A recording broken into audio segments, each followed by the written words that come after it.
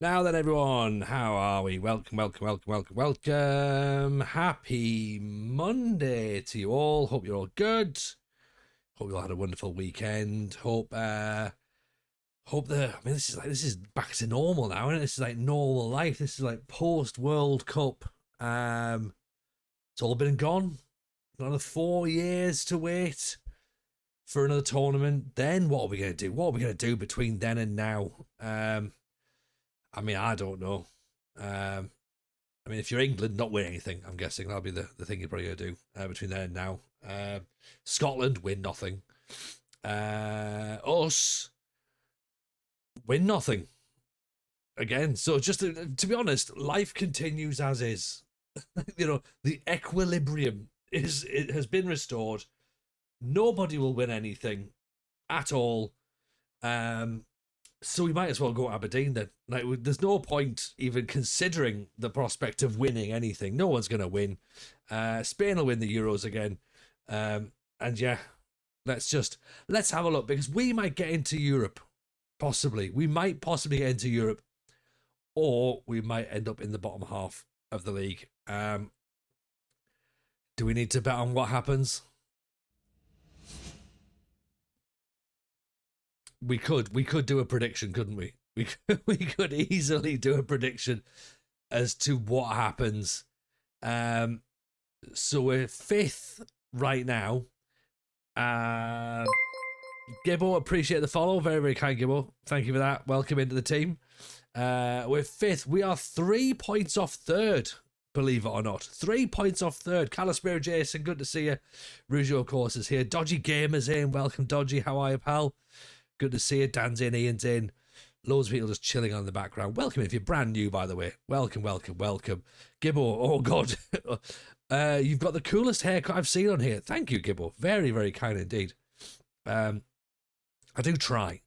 Basically what happens is, right, is I mask a lot of what I can say and do behind a half-decent haircut. So that's what we are. And if you've come here for Football Manager, genius and learning, then you know what, just ain't gonna happen. Sam says snazzy glasses. Do you know what I mean? Keep the compliments coming, chat. Very, very, very happy to receive compliments. You lovely bunch, you. So this is us in fifth, 3 points away from third, but also we are 4 points away from the bottom half. Yeah. What we playing? We're playing Football Manager, Samson. That's what we're playing. Football Manager. A game about managing a football team. That football team is Aberdeen, and the plan is build a nation Scotland. These are not burner accounts. Y2 James, these are not burner accounts. Honestly, I've just got all my setup logged in, just like, hey TJ, you're it's just another chat member saying, oh, what a great streamer I am. You're the best, TJ. We love you the most. If you could all just say that again, that'd be really, really nice. Make me feel good. I don't need the truth, is essentially what I'm trying to say. Please lie to me, but yes, you're all very welcome. Welcome. What's your plans? What's your plans for the week? I'll give you a heads up as to where we are. We are day one of the school summer holidays. 7 weeks of school summer holidays. Wow. That's where we are. Packham just started a Hamburg save. Appreciate that, Hamburg. Packham, good stuff. Hope you do well. Happy with the World Cup final, asks Samson. Yeah. Happy enough with the World Cup final. It was all right. It's what you needed to. It's what you expected, isn't it? You expected it to be a cagey affair. I maybe expected Argentina to have a shot before extra time. But again, Arsenal didn't have any shots in the Champions League final, so sort of 6 and 2 threes. Who was I going for? I wasn't really bothered, to be honest. For me, the story would have been Messi. Messi doing back-to-backs would have been the story. But, the fact that Spain only conceded 1 goal in the entire tournament That's pretty good. Right, I'm not okay. Right, I'm gonna say something here. Right, okay. I'm seeing a lot of this right. Packham, you've things that I'm seeing lots of comments like this. Lost respect for Argentina. I don't understand. I don't understand. For me, right, and this is where I'm coming from, right? I quite like the fact that they play a different way to everyone else. Like, you can't just have carbon cookie cutter football teams and nations. Like, everyone can't just play the same way. It's boring, right? You need to be able to mix it up. You need to be able to play different styles. You need to be able to have players who've got a bit of bite, a bit of, you know, a couple of bastards in there. Do you know what I mean? Like, you need that. And if you can win against those different sides, then you're a good side.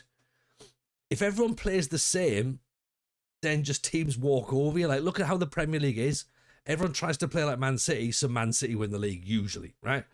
You know, or like everyone stands off Liverpool, so Liverpool run through them. Like, when you get teams who actually have a go, and like Sunderland did it against Man City on New Year's Day, freezing cold, right? Sunderland just wanted it. They ran after every ball. They kicked every ball. They kicked every man, right? They were in there, and they made it like Man City didn't want to play. And that's what you need. Like, we talk about, you know, could you do it against Stoke? Like, the reason that we use that is because it's like, you know, or Sean Dyche. Like, it's because it's like another way of playing. Every story has a baddie in it. Exactly. Argentina played the heel, Spain are the baby faces. It's storytelling. It's theatre. Like, you need this. You can't, like, not everybody can be sat 4-2-3-1 gegenpress, you know, playing through the lines. Like, it's just boring. Like, give me a team full of bastards. Do you know what I mean? I'm all for that. Genuinely. And the more ridiculous, the better. Like, the more ridiculous, the better. Just keep it coming. I want more. I want teams to have seen that and go, do you know what? Next year, we should do a bit of that. Just like leave a foot in, you know, get in, like get up on top of players and that. Make it so that they don't like it. I mean, that tackle for Fernandez, right? A second yellow for a player who ended up doing 3 somersaults in the air. A second yellow. Not even a straight red, just like boom. Start 40 fights on the pitch. Yeah, why not? Why the fuck not? Who cares? Like, come on. Make football interesting again. It's too boring, right? It's boring. Liven it up, right? You've got boots on for a reason. Use them. And what it'll do is it'll force players to start wearing shin pads again. Not like these little fucking Nicorette patches that they put in there on their shins. Like, you know what I mean? Can't say I lost respect for Enzo Fernandez after the final of the semi-finals. I had none for him anyway. You know, I've got no respect for any footballer. Literally none. You know, all they do, they're just, all they're doing is they're playing football. Like, they're not doing anything remotely impressive in the world, are they? They're just fast with a ball at their feet. Yeah. Trump was a bit cringe. Trump's an weapons grade bellend as well, but we all knew about that. Thought the weird bit was when Paul Heyman worked out with Argentina. I don't love that. TJ's answer to modernise football is to have a Royal Rumble. My way to modernise football is to take it back in time to when football used to be rough. Yeah, bastard ball. We need to send 2 scouts to scout Argentina and Paraguay. Yeah, look, when's the most fun we had on our streams? When we were playing bastard ball. You all loved it. You all loved it. Yeah, the halftime show was ridiculous. We all know that. We know that the halftime shows are crap. But again, it's not for us, right? it's not for the halftime show is not for us. It's about getting new viewers in. We were going to watch the World Cup regardless. Okay, the halftime show is about getting new people in, tourists in. How do we stop the rule breaking? TJ, have no rules. Exactly. We need to think outside the box by getting rid of the box. Evening, Goodger. How are you, pal? Yeah, I declare war games. That's what I declare. I'm wondering, has Trump touched the World Cup and cursed the USA? Well, he touched the last one, didn't he? And he's touched several minors as well. So, you know. But I do like the fact that Roger was like, can you just fuck off so I can lift this? Because I'm not, you're not sitting here wanking off your two invisible blokes again, right? Get gone, get to fuck, and then I'll be like, right, there's me thing, right? We need more wrestling tropes in football. Referee bumps, surprise substitutions, mid-match heel turns. Imagine the referee goes down, right? Turns up, gets up, right, rubs his head, and it's like, and someone's made a substitution without anybody knowing. Like, where's he come from? Like, oh my God, it's like the number 37. Just like, what? Like, you were on the pitch. That's what you need.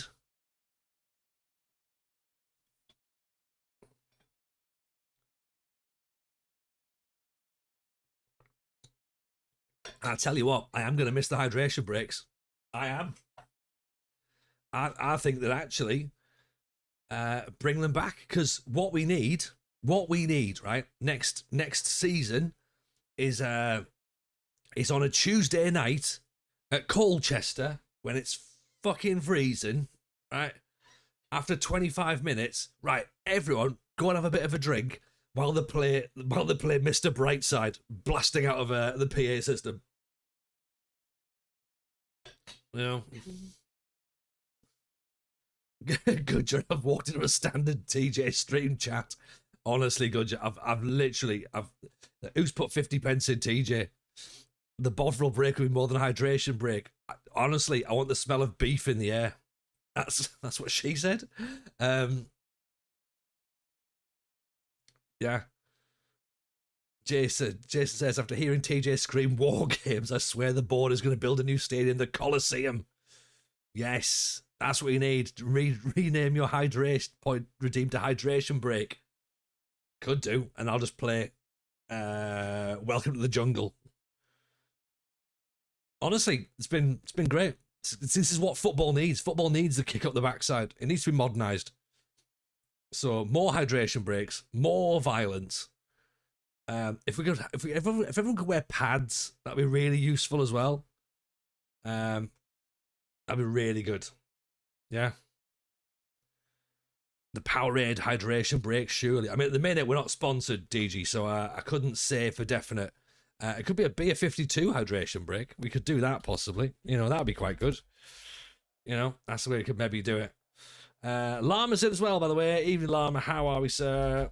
Welcome. Here's a man who's clearly enamoured by the World Cup as well. Is that where the Argentinians went wrong? Their tactic was war games. It probably, but I just think, Goodyear, like, my point being, I quite liked it. I quite liked the fact that they were being dicks, because it showed personality. I'm fed up with everyone being the same. Like, come on, mix it up a bit. There used to be. Do you remember back in the day? I think it was like Pro Evolution Soccer. It might have even been International Superstar Soccer. That was one of the first games that actually had like team personalities in the game. So like teams would play a certain way, and I think the idea was being that, like, you know, without being, you know, what's the word I'm looking for here? Brazilian players would play with flair and short passing and like a bit of tricks and stuff. Germany would be very defensively solid. Italy would be very defensively solid. You know, England would be tough tackling. Like, you need that in the world. You need that. You can't have like everybody playing the same style. It just doesn't work. You've got your own strengths, your own like attributes. Play up to them. Yeah. Kevin Nisbet. Called me an old cynic. I thought this World Cup was a bit lost. In what sense, Llama? In what sense? War Games would explain Argentina's approach. They thought the match didn't start until the subs had come on. I quite enjoyed 115 charges. Pep saying FIFA was corrupt. Well, this is the thing, Brit. Do you know what I mean? Old Pepe Guardiola there going like, apparently is he off to talk to Italy? I mean, because nothing bad has ever happened in Italy. Although Pep Guardiola's going to struggle by not being able to buy everybody. So, don't know what's going to go on there. Any save ideas? I'm pretty good at the game. All right. Want a challenge, but also want to be able to spend money and buy players. Right, so you don't want a challenge then. You want to be able to buy players.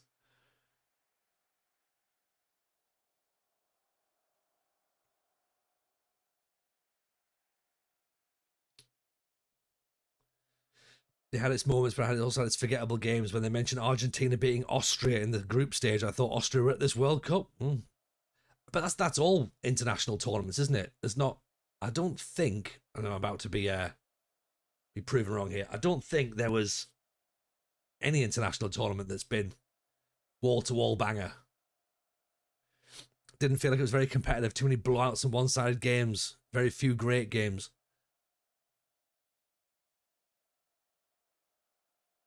But do you know what? My problem with this is seedings. Seedings ruin all that for me. I know they're never going to do it, but get rid of the seedings and like maybe we'll then have some actual interest in games where games mean something. Because I mean, we can't even say oh there was two, like the teams that turned up weren't good, because like, you know, teams like Cape Verde turned up, had a great, like, properly gave it their all, you know, qualified, did really, really well. Scotland didn't, right? But, you know, we didn't do particularly well. You know, we did win our group getting into the World Cup, though, but we didn't do much when we got there. There was nations that just looked out of their depth. But I do think mix it up properly. Toby Ration, welcome in. Appreciate the following. Like all the group games were just like England versus Panama. What's the point? Do you know, like, I'm sorry for any Panamanians in the chat, but what is the point? Like, for either of those nations, like, there's no need. You know, Saudi Arabia, Jordan, Iran, Scotland, you know, like, just out we go. Get rid of the loser final. Yeah. But also it was funny making England have to stay. But that proved, right? But that match proved, look what happens when you have games that you could just go and play, go and have fun. Because if that, I did see a lot of people going like, oh, that would be, look how good the final would have been. It would have been 6-4 had France and England got there. No, it wouldn't. It would have been the same as the Spain-Argentina final. It would have been 1-0 after extra time, because neither side would take a risk. Like, France wouldn't be as bad as they were in the first half. Absolutely not. And England wouldn't attack. So there's no way that would be 6-4 in the final. Impossible. Incredible result, though. I will say incredible result. An incredible match to watch. It was just an absolute match of daftness. But it made it entertaining because both teams just went, oh, do you know what? Fuck it, we'll just go for it. And it could easily have ended 17-all. Like, do you know what I mean? The groups lost the jeopardy with 3 going through. The head-to-heads killed it. Yeah, I agree with that. Group stage should be straight to penalties. Maybe.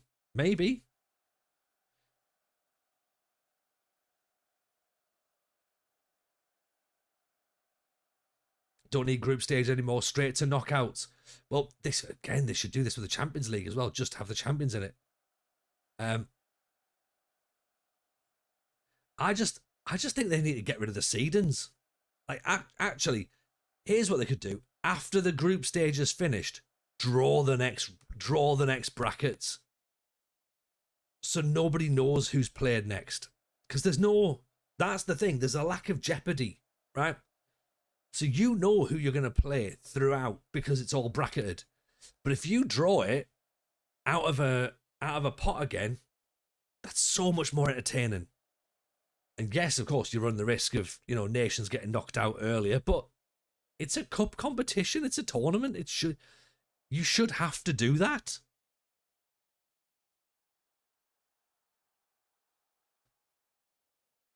I'd like the seedings of the group to be based on the points per game you get in qualifying. The better you qualify, the higher you're seeded.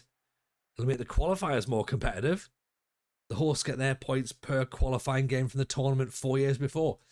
Okay, Llama. So do you know what? Let's expand upon that point then, because that's interesting. Because that also then raises questions of the qualifying procedure, because England tend to get a very, very easy draw. Like, would Scotland have actually had more qualification points, if we use them as an example, because we beat nations that were ranked higher than us? So we actually overperformed in that sense. Whereas England were playing literally everybody. I don't think there was anybody remotely in like the top 20 maybe in their group. So like you would have like weighted points. Every country in the world turns up with one player, one and through until there's 32 left, then draw the groups. Do you know what, Brit? That's a pretty good idea. It'd be class for like one nation who turns with just a goalkeeper, going like, I think I've got this one sorted. Just don't concede.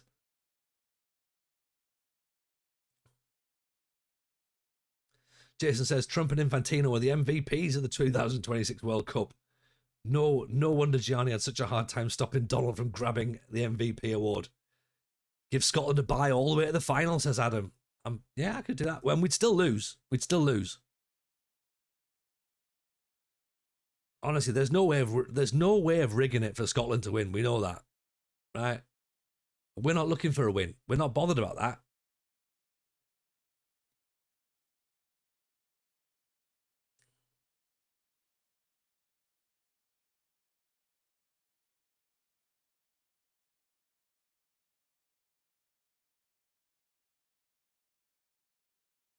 Joseph, how are we, pal? Good to see you.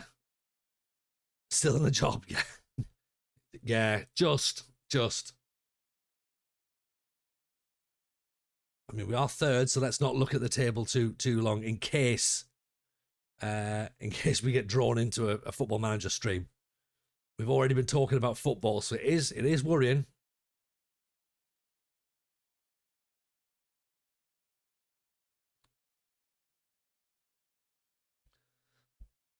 The only bye Scotland get is the one they say when they're getting the plane back home. Oh, look at that.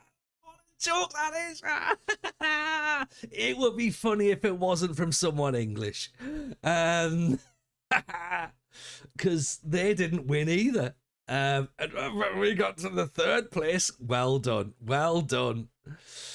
Yeah, you had to play the third place game. Yeah. After playing literally nobody. Yes. Yeah, Scotland played more top 10 sides in their group than England played in the entire competition.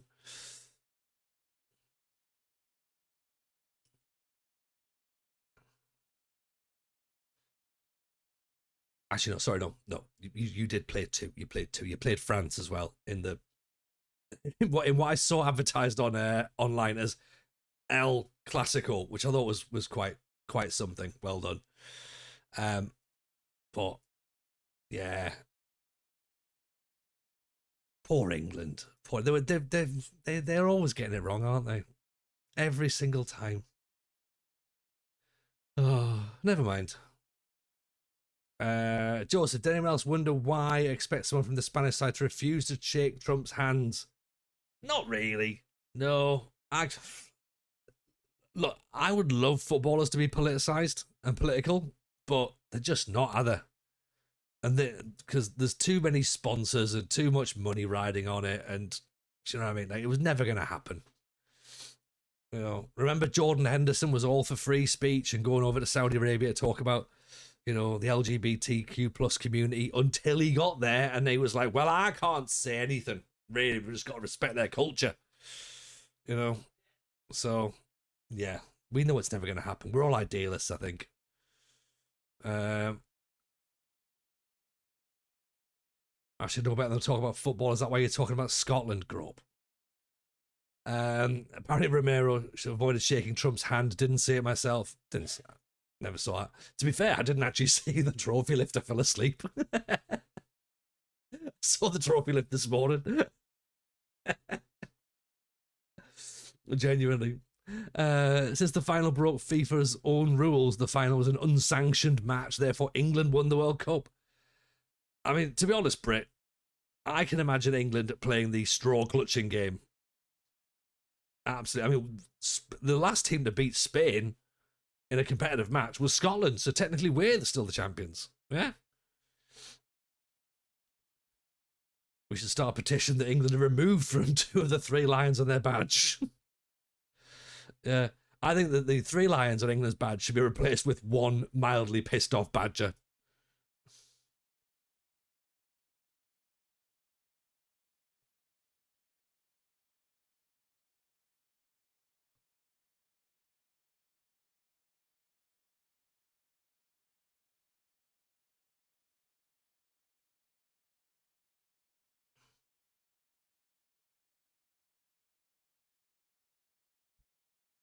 But from a narrative point of view and from a story point of view, I am disappointed that Messi didn't get 2 World Cups because nobody else has done that, like, ever. So from a story point of view, that was nice. That would have been lovely, because then there'd have been like, "God, he might go again." He might go again. Like, this is the greatest player to ever played, right? And it's always been leveled, that he didn't do it at international level. So it could have been like, I think, well, he had 2 World Cups. Like, that's pretty good, right?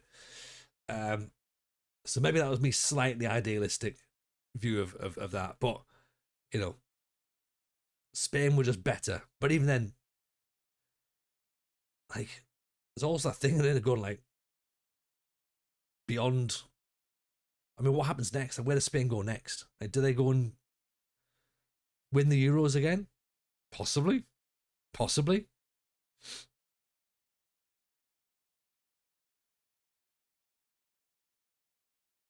What they've done is very clever. They've went and brought a team out, and by that I mean like players who play for each other, and like not just picking the 14 best players. But I'm also very, very, very, very, very excited. Pele won the World Cup 3 times.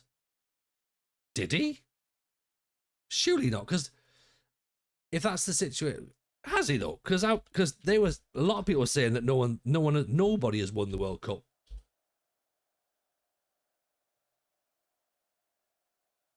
He has, yeah. Do you know what? That feels like something I should have known. That feels like something that is quite a well-known fact, actually, and I've just now been sort of like in the talking bollocks territory. So it's about that then. Yeah, all right. But Pele is not a real footballer, is he? Stats padder. In fact, what am I on about? Like, R9's got 2. Back-to-backs is what I meant.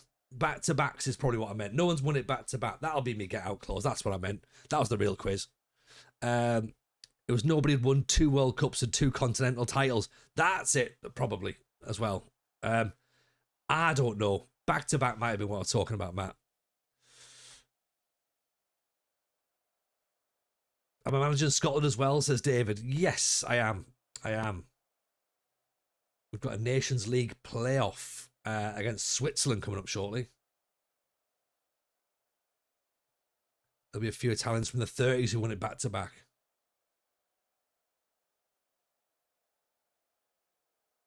Oh, wow, that's a terrible goal to concede. Right, well, there you go. Well, okay, well, it's proof then that I don't know what I'm talking about, right? Okay.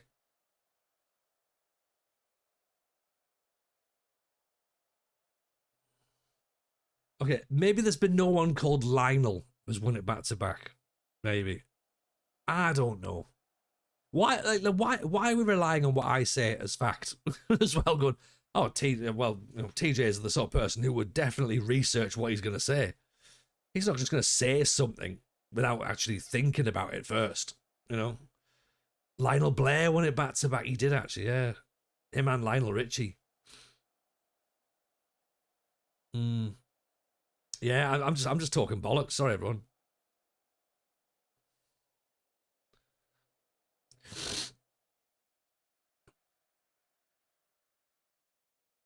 I love that there's certain things that you'll just let go and go, ah, fine, he's off on one. But it's like, no, TJ, no. This one we have to argue. This is definitely true. Just have to correct you on that.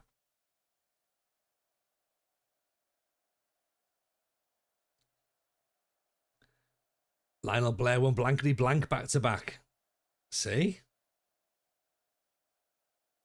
I, for one, think you're very knowledgeable in utter shite. Thanks, Britt. Nisbet.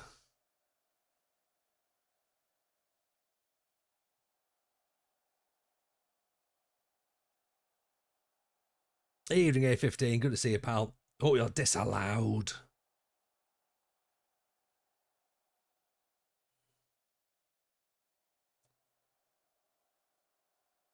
Yeah, miles off. Don't let the truth get in the way of a good story. Exactly. There's always three versions of the truth as well. Your version, my version, and something in between, which is probably true. As long as you don't argue back in a way that risks you getting shot by airport security. Learned something. I've learned something, Luffy. Good to see you, pal. Hope you're well. Lionel Richie famously couldn't sleep the night before the World Cup final. He was up all night long. Yeah.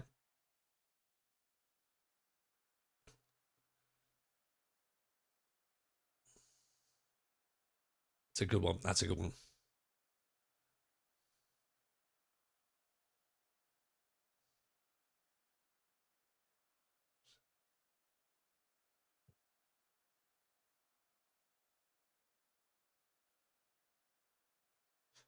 He'd also taken a couple of hallucinogenics as well, Lam. I don't know if you heard about this. And it was really weird because although the World Cup was played in the summer, he thought it was winter because he woke up claiming he could see Dancer on the ceiling.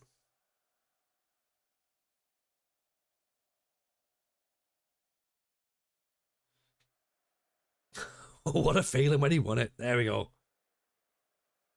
Because there was a point in the third place game where France went, oh Christ, are they taking this seriously? Yeah, exactly. Yeah. Bunch of losers taking the third place game seriously. Pathetic. Grow up. Even the Arsenal. Good to see you, pal.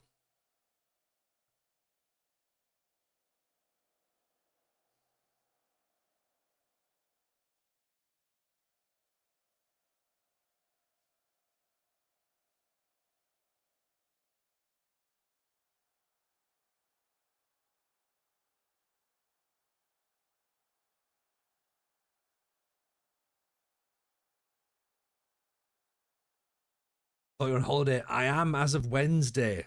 Wednesday, I'm going. So there'll be no streams Wednesday, Thursday, Friday, maybe Saturday, maybe depends on what time we get back. Because we're gonna go to Manchester as well during the day. I don't know how that's how to pronounce it.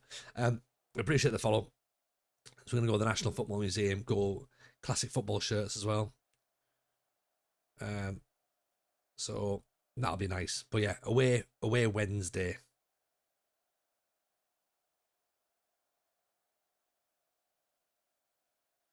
Quick question: when did FIFA update career mode? I've got no idea. No idea. I'm not taking the computer with you. I mean, I might. I'll take the Switch. We'll do some FC.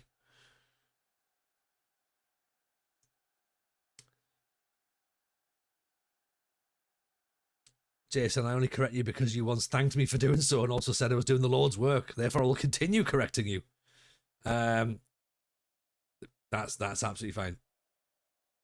Joseph, did Lionel Richie get his face felt by the opposition centre halves before each match?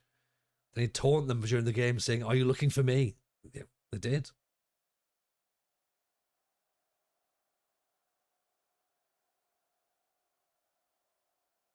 Oh, no. Oh, this is going to be a goal, isn't it? Yeah. Oh, God.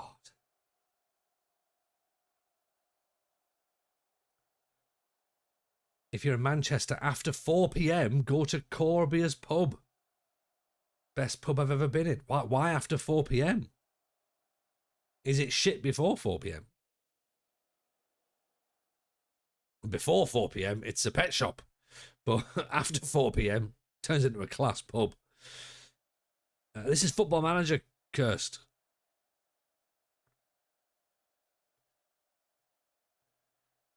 Kabashi was dancing on the ceiling after that tackle last night. I mean, where Kilmarnock? Kilmarnock at 8th. Come on, lads. What are we playing at here?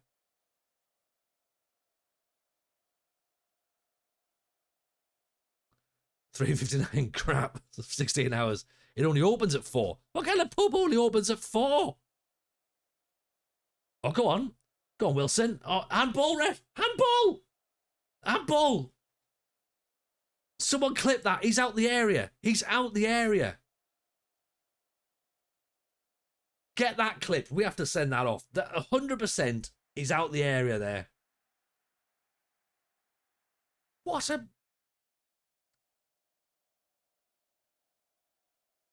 Is this EFC? No, we've just told you. No. Yeah, go on. Yeah, it is. Whatever.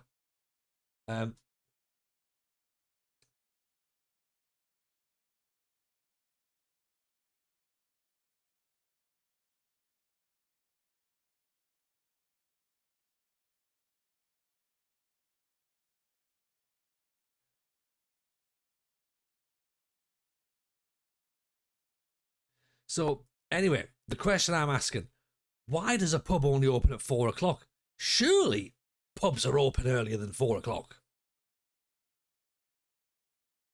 Especially in a cosmopolitan area like Manchester. What is this? The 50s?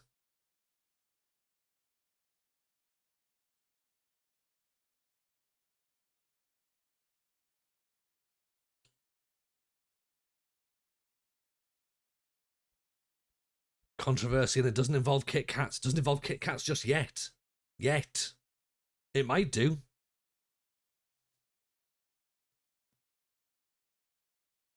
I'm not happy. I'm convinced he was outside the area.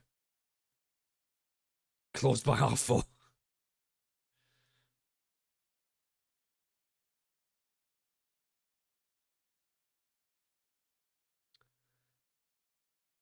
Closed by 4:30, so they don't have to pay a full hour's wage. That's reasonable as well, actually. Yeah. That probably makes sense. Actually, I'm going to quickly Google the Corbier's pub and just see whether it's going to be the best pub. I mean, it's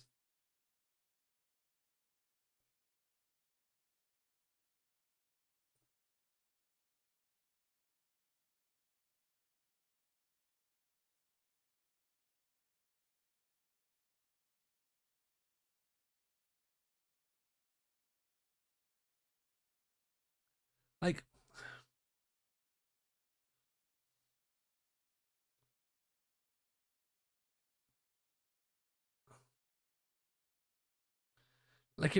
it might be all right, but then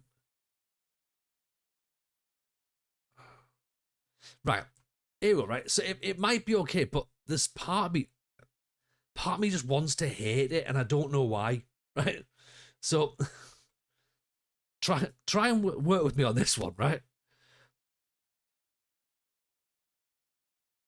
So legendary jukebox, that's a bad start, right? Um,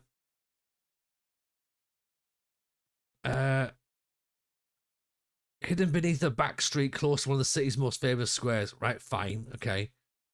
Open 4 till 11. I mean, it's like half a day. A half-hidden subterranean bar with arched cave-like ceiling, secretly tucked away beneath a back street. Do you know what? Just no. Just no. Too many things. Too many words. The jukebox is amazing. I've got Spotify. Like,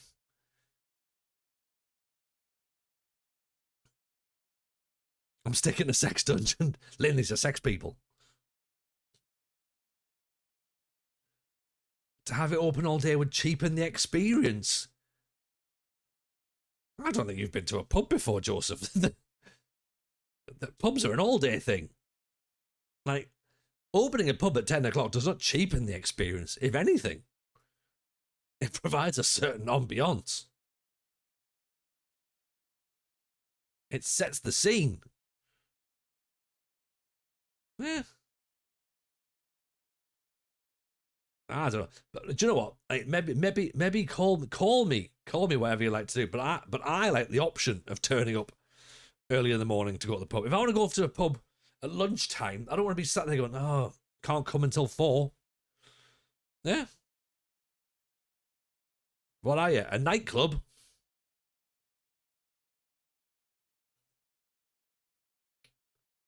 It's also great if you're an alcoholic. Exactly. What are alcoholics meant to do? Oh, I can't possibly go there till 4.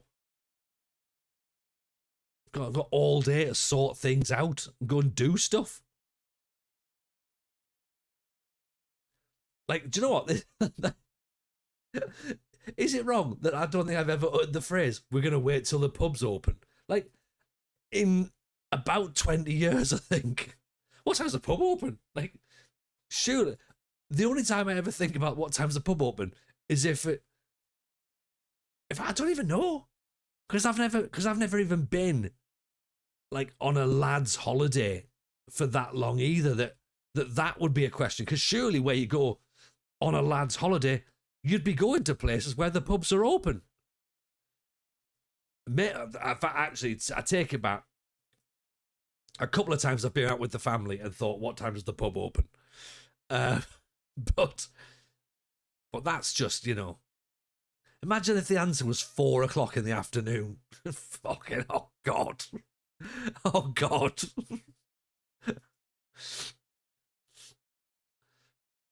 Oh, it's going to be a long day. It's going to be a long day. Like, just, there'd be, like, your heart would sink. Wouldn't it? Just be like, oh.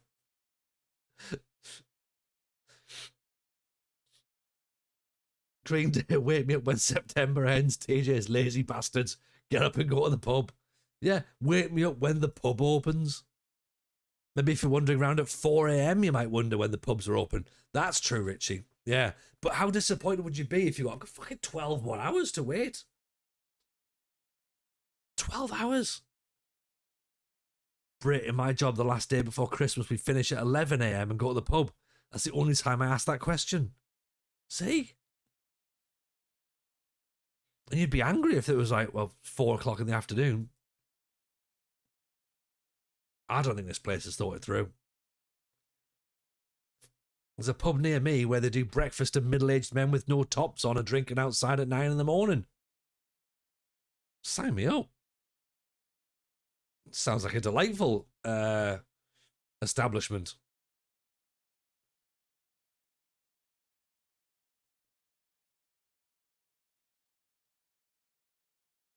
I mean, you had me at breakfast, and then when you said there's middle-aged men with their tops off, I was like, right, now we're talking. Now we're talking.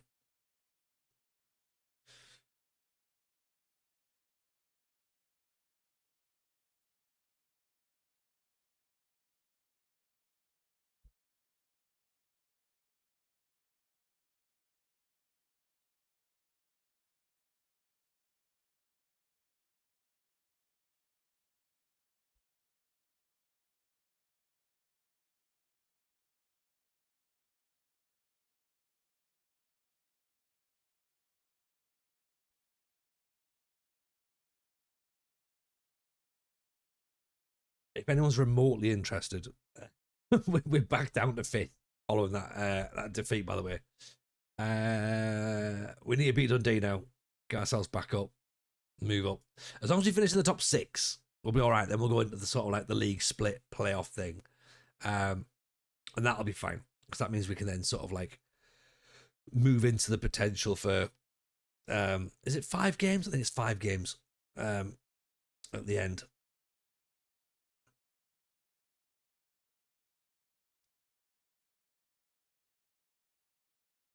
Hang on, this isn't Darlington. I mean, well, it is in a sense. Brit, maybe the pub at 9 a.m. in the morning. That's Darlington.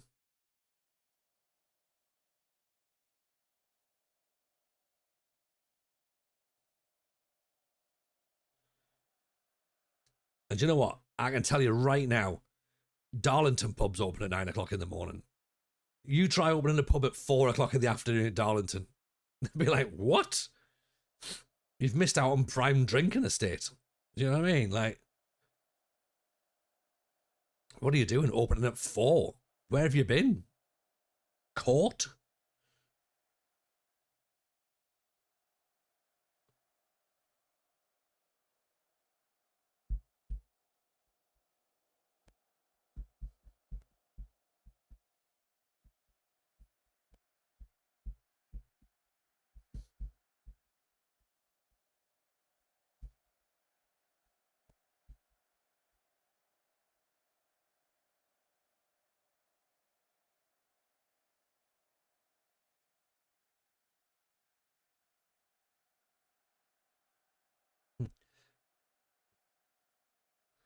You've been in a pub in Darlington at 9 a.m. Of course you have, Brit. Of course you have.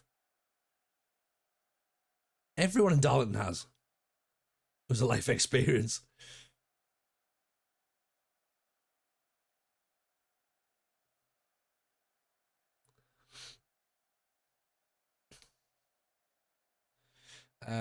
So here's the thing about it. While we're on controversial takes, right? JT, maybe it doesn't open until 4 because the regulars are at school before that. I mean, if anything, that means that's definitely somewhere I'm not going to frequent then. So that's a double negative for me going there, JT. Maybe that's why they're like a jukebox.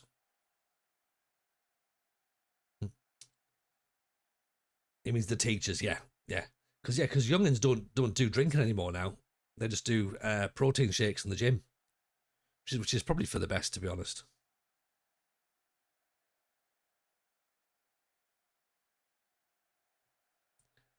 Double negative, so that means you're going. You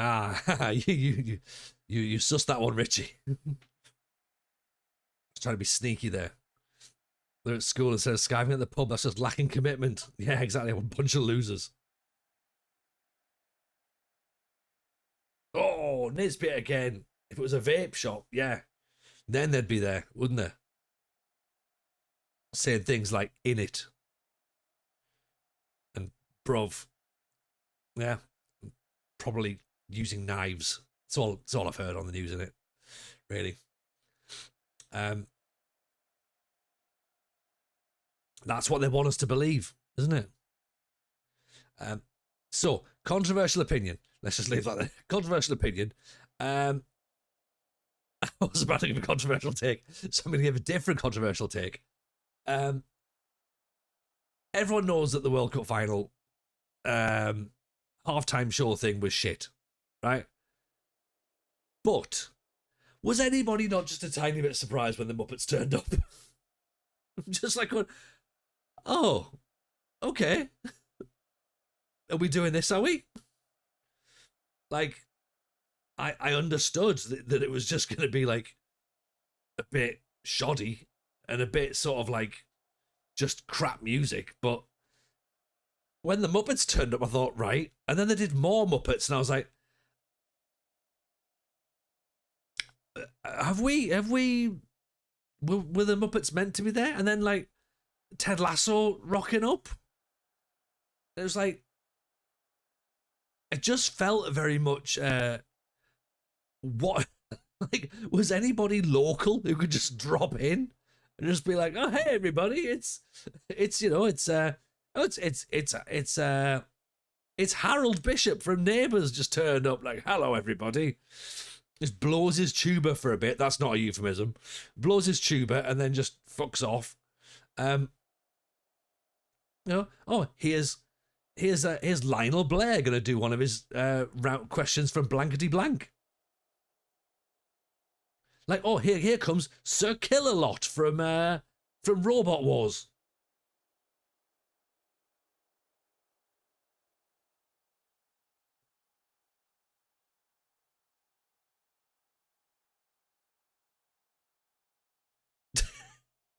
Mrs. J has just text going.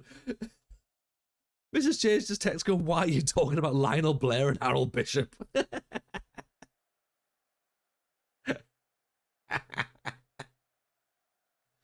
I'm doing a World Cup halftime show, love.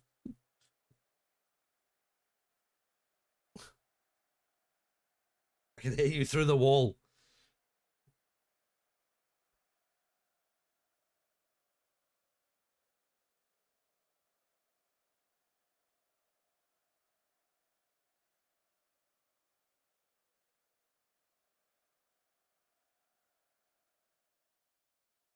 Tom Cruise, what was that all about? I missed the Tom Cruise bit. What happened there?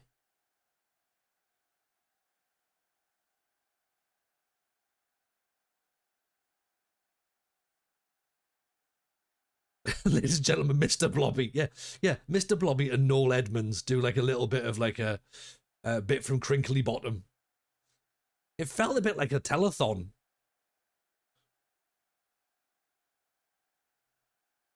Did you know Chris Lowe from the Pet Shop Boys once had a cameo in Neighbours? I didn't know that. Tell me more.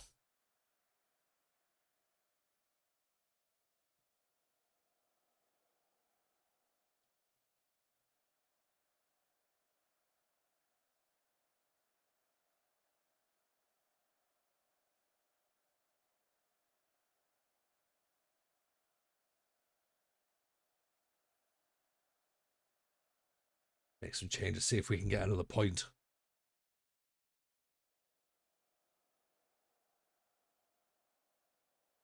Batista was in Neighbours.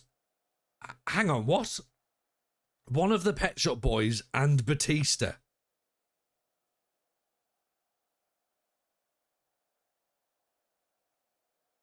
Do you know what? I wish that they were in the same episode.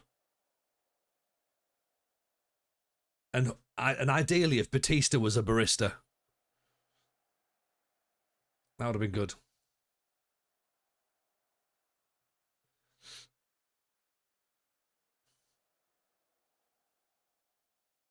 Or Batista turns up as a supply teacher at Erinsborough High.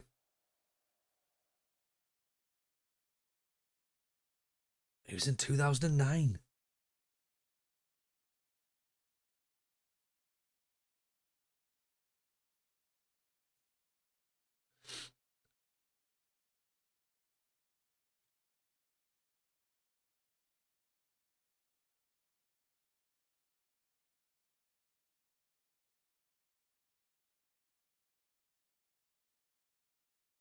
I think one of my favourite Pet Shop Boys moments, going back to Joseph's point there, was at Glastonbury when I think Chris Lowe wasn't there, but they just played the music anyway without him being there, and nobody made any reference to it. They just went, just continue on. Let's not draw too much attention to it, shall we?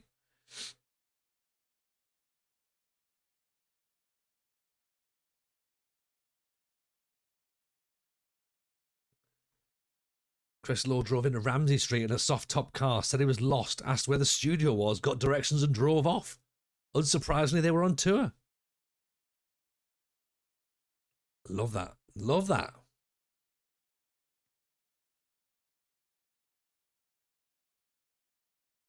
I think there needs to be more things like that. Just people just turn up like, like I was going to say in character, but like in their own universe as well.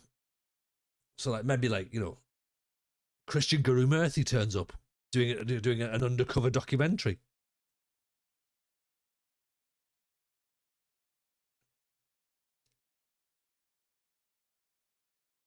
Pop singer Charlotte Church. former uh, former Blue Peter presenter Richard Bit. Oh no, maybe not.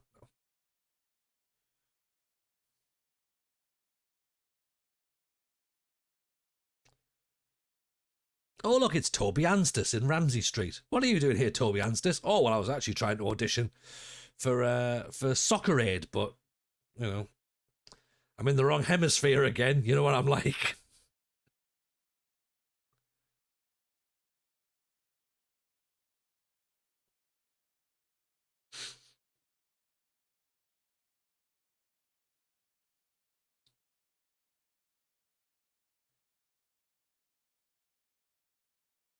It's the BBC set. They'll be there for hours, yeah. Yeah, exactly. Yeah. Oh, welcome to It's Only Fools and Horses. Right, David Jason, we're filming you for your protection and my protection. Louis Theroux turns up looking for a cult leader. Fine one errands, bro.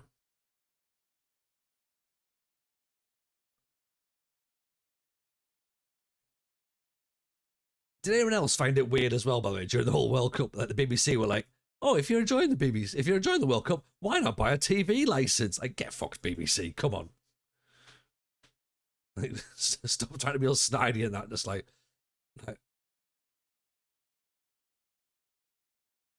that's like the sort of like, that's like, you know, when you use Outlook and it goes like, would you recommend Outlook? Like, you're like, no, like I wouldn't. It's just there. Like, Outlook's the thing that you have to use. I'm not going to recommend, oh, you know what you should use for emails? Outlook. Like, honestly.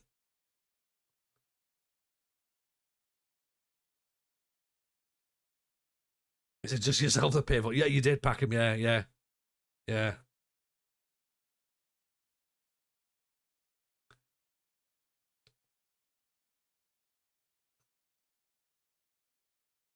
And for just in case the BBC are listening, yes, we have a TV license. Yeah.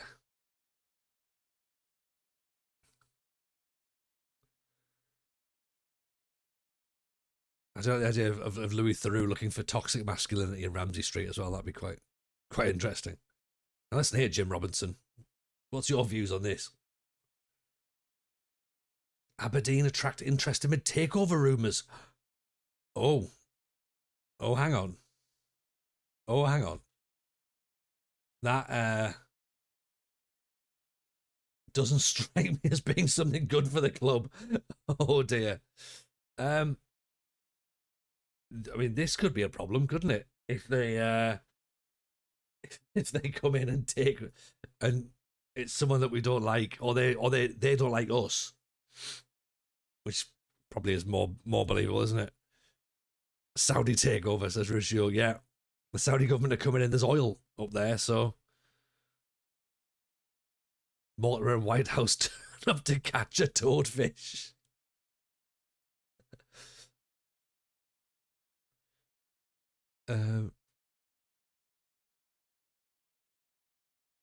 Paul, I got sacked once after a takeover. I was doing well in the league as well. Oh, it happens.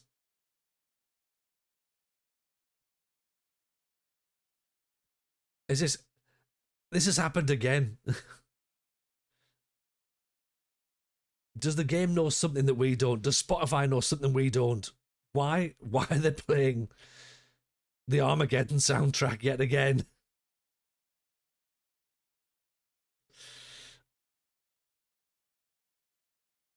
It feels like the Titanic music for the internet, doesn't it? Oh dear.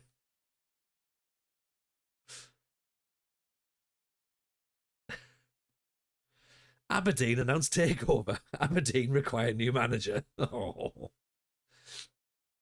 We'll take the building, the nation builder from here. Thank you, TJ.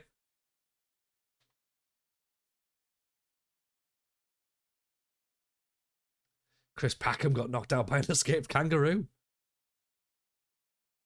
I don't know whether that's true or whether that's part of this bizarre fantasy that we're creating, because it's believable. Do you know what I mean? I'm here for it.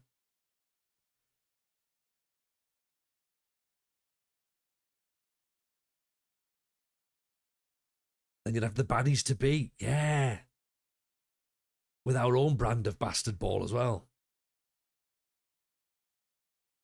So it makes sense, wouldn't it? International dogfighting. Wellard versus Bouncer. Bouncer's doing it. Bouncer's winning.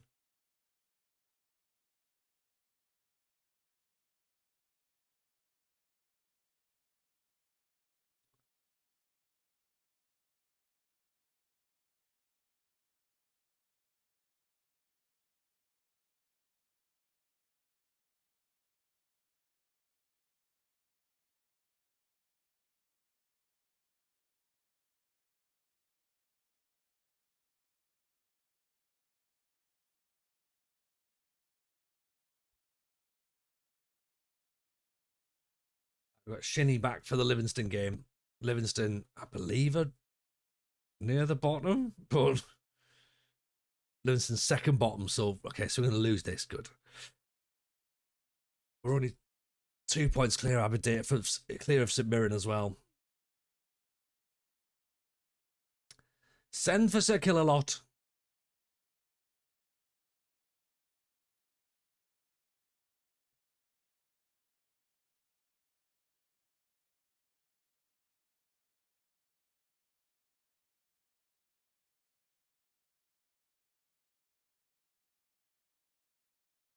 Falkirk and Hearts provides top billing. We've all been saying it. We've all been saying it. Okay, St Mirren versus Celtic. We need Celtic to win that one. Kilmarnock and Motherwell. I mean, the Rangers are running away with the title this year.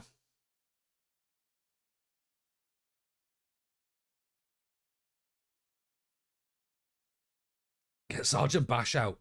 And that, do you know what I mean? That sounds like something you do in the privacy of your own home, innit?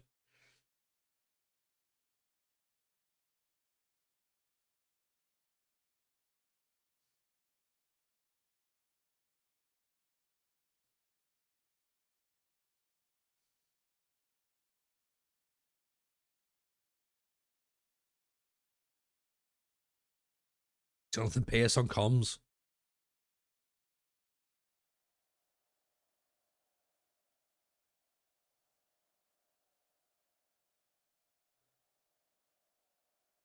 Okay, gotta beat Livingston. Gotta beat Livingston. We can't do anything. We can't lose this one. Surely not.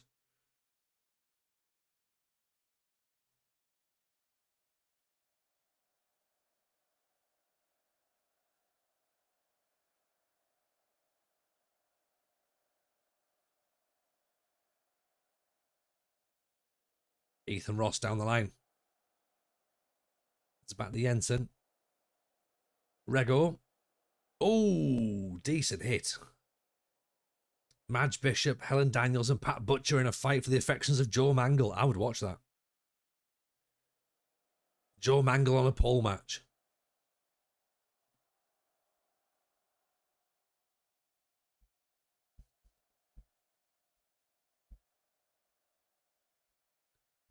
Or former Lassiter's manager Paul Robinson versus former Tottenham Hotspur goalkeeper Paul Robinson in a Paul's Count Anywhere match.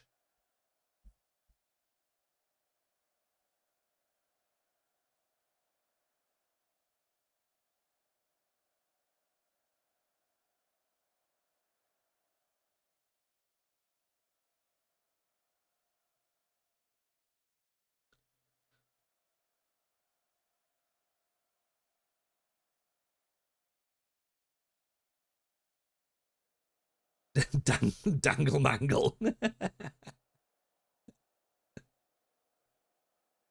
mean, Bouncer versus Wellard would be poor games.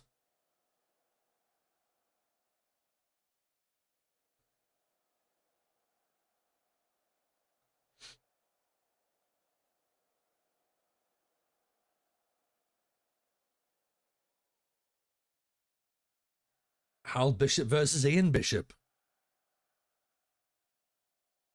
versus John Bishop in a Bashing the Bishop match. And that would be held at Bishop Stortford Football Club as well.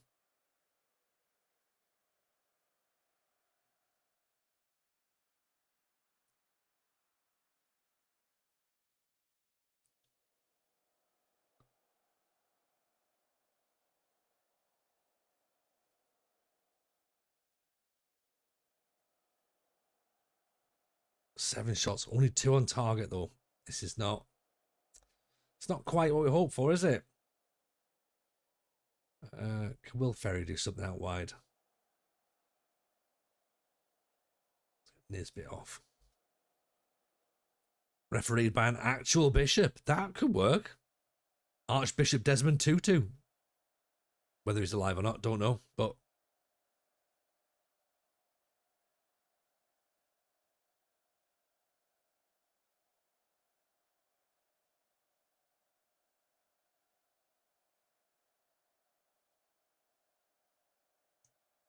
Rego. Ferry. Good ball through. Oh, saved.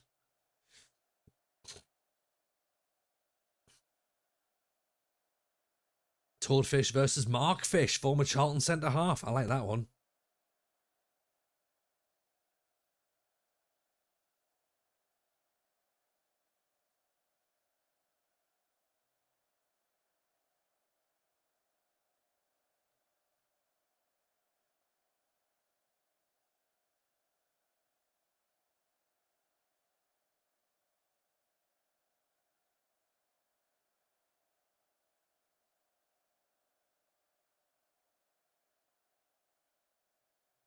Livingston are gonna take the lead here, aren't they? I feel like the game's starting to open up a little bit. Berry, McGowan, Lobban, Bassey goes down. Penalty. I think he's in the area. He's pointing at the spot. No penalty. Penalty awarded. I don't know how they've changed their mind so quickly there. But yeah, that was a clear penalty. Bassey boy.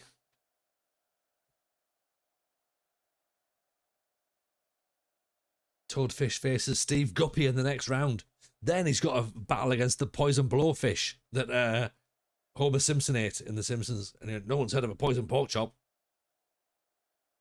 Make that make sense for a minute. The emotional roller coaster. No penalty. Change of plan. Penalty. Go on. Go on. I was only joking. Of course it's a penalty.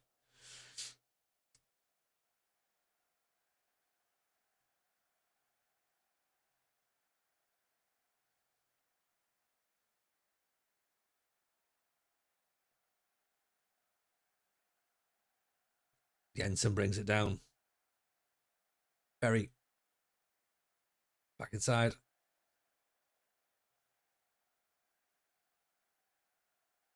Ferry, great cross. Barney Stewart.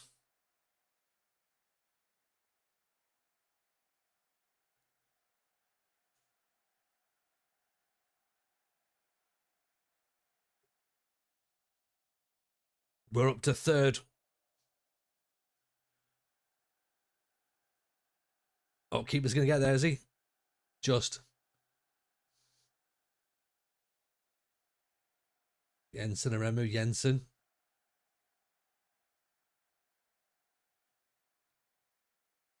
Ferry looks for a bit of space. James Wilson off the post. Bassey makes it 3.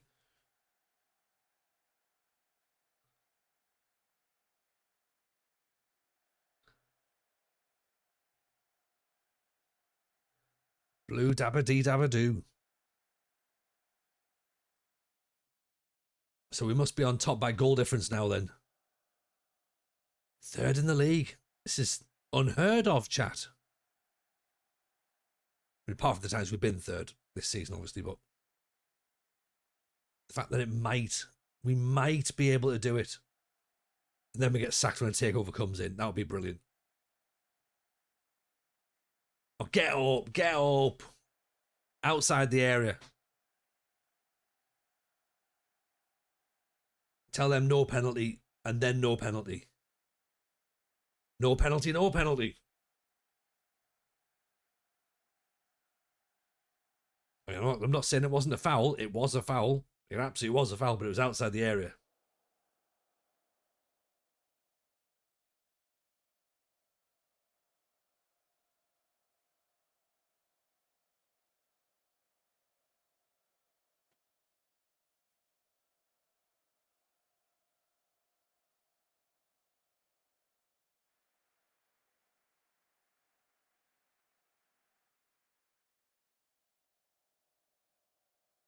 That's good. We'll take that. That's a big win because that's the sort of match that usually we'd lose, and then it puts a bit of doubt in what we can do, and then it's like, oh, TJ, man, why have you lost that match there? Whereas now,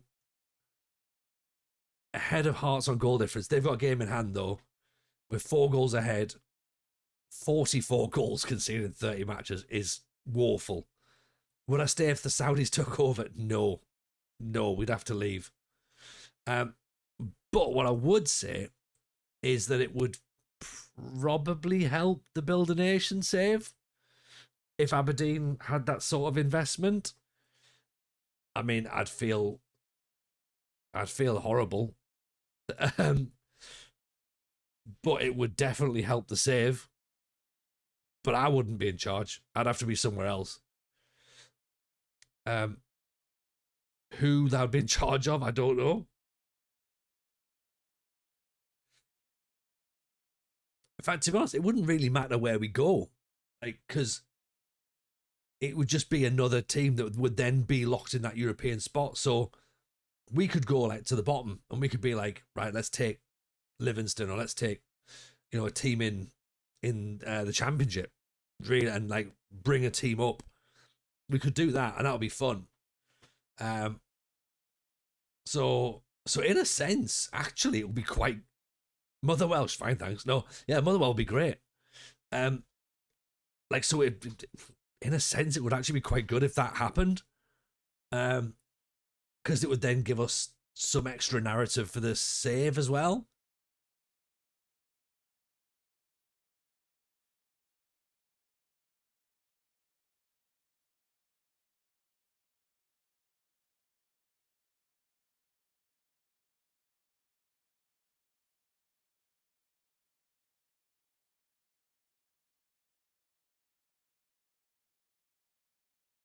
I mean, on a scale of 1 to 10, how funny would it be if the Saudis took over?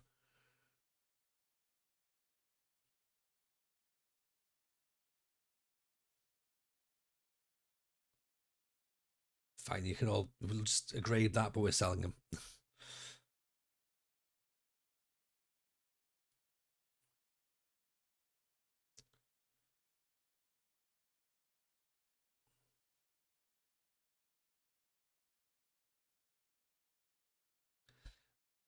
It would be a 10. It would be a 10 out of 10 funny, wouldn't it?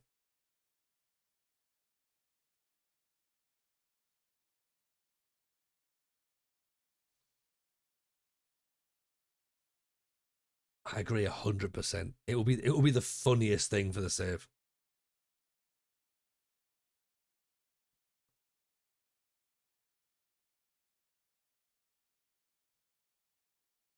Just use the suggested squad. Hopefully they put Robbie Orr in. If not, we'll have to go and select him properly.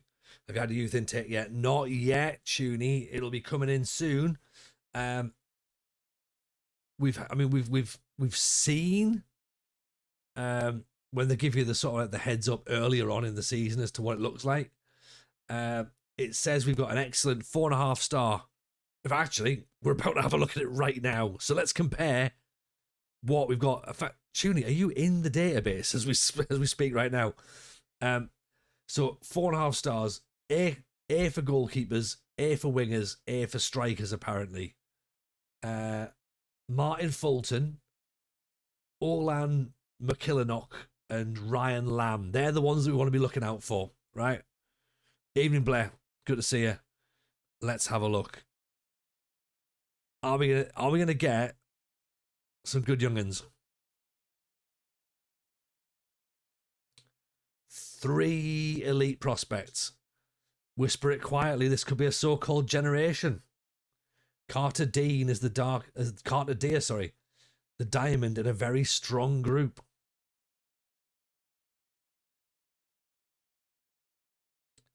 "15-year-old striker, 18 for fitness, 16 for aggression, determined, quick, good dribbling, can't really shoot, likes to place his shots and lob the goalkeeper."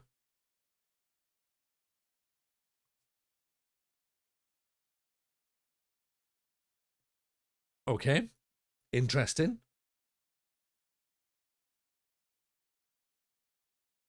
Let's just take a little bit of it. Let's take a screenshot of that for now.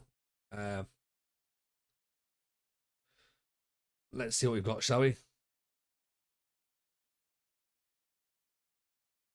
Jordan Murray. Unambitious.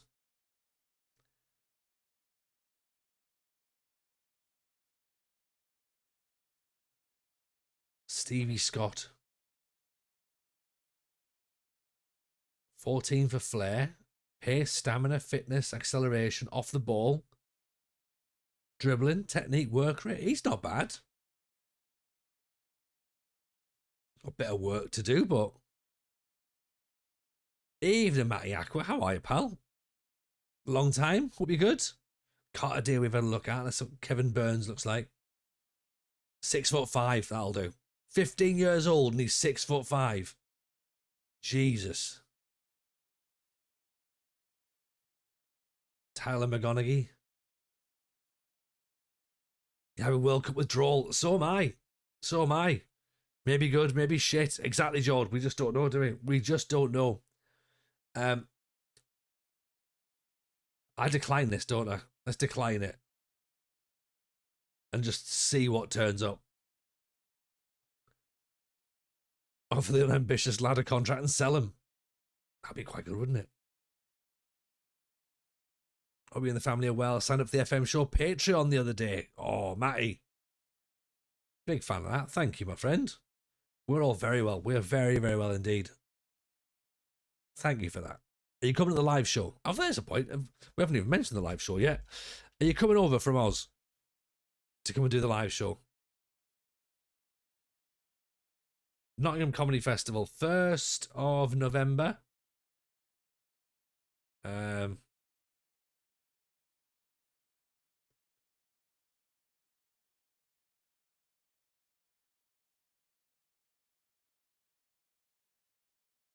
It's the spiritual home of the FM show.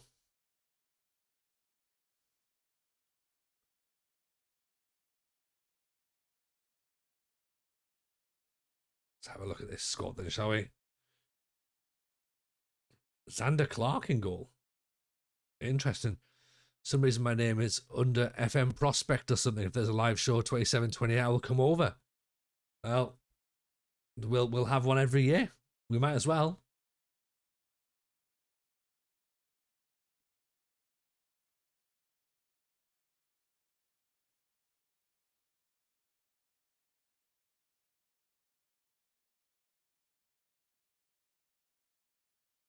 What day of the week is it on? It's on a Sunday. Sunday.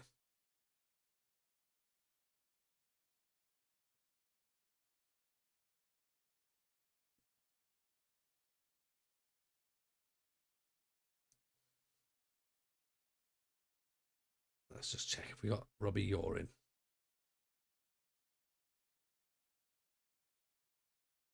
Right. George Hurst, no. Right. Robbie Orr's been scoring goals left, right, and centre for us, so he comes in. Yeah. Kieran Bowie. He's not scoring many, to be honest, at Hellas Verona, is he? Nisbet's been banging him in for us. Josh King.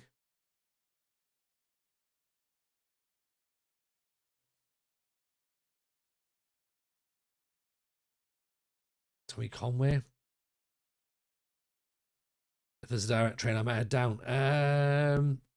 Darlow to East Midlands, I think you should probably... Or Darlow to Leicester, you should be able to get that, yeah. Or Darlow to Nottingham. Should be able to.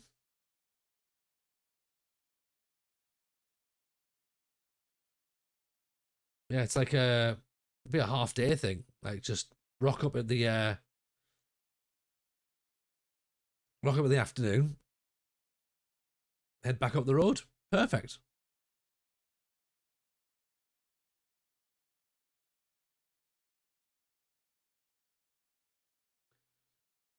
Remember as well, by the way, if you're subscribed to the channel, then you get the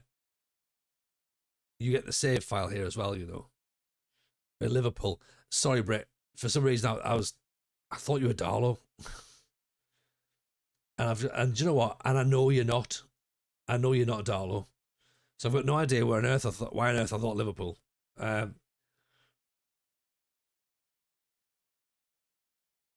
Because I know you're not Liverpool. I know you're not Dollar, sorry.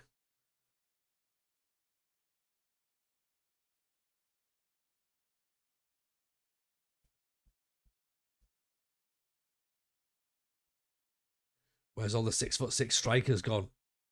They'll be there somewhere.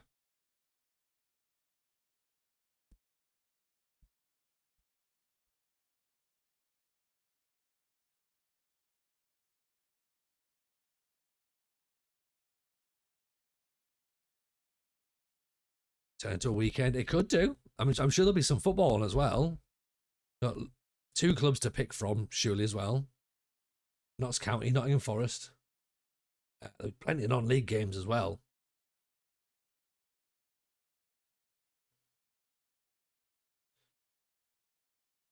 So, right, let's have a little nosy then at these young'uns. Marine might play Buxton.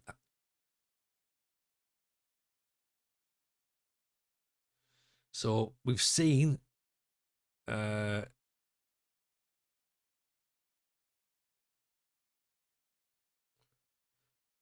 Jordan Murray, haven't we?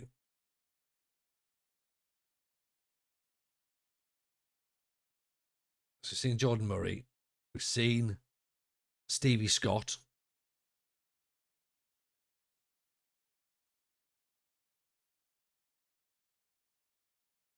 Tunes are happening. We're trying to keep the beats going on.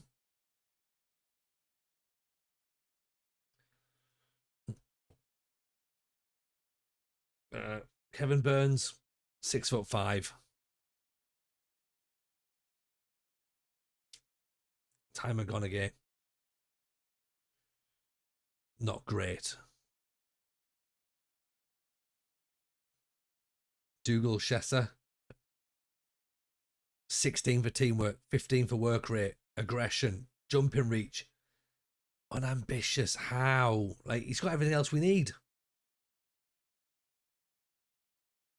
Sam Graham, teamwork, work rate, decision making, fitness, technique. This is all right. Low determination.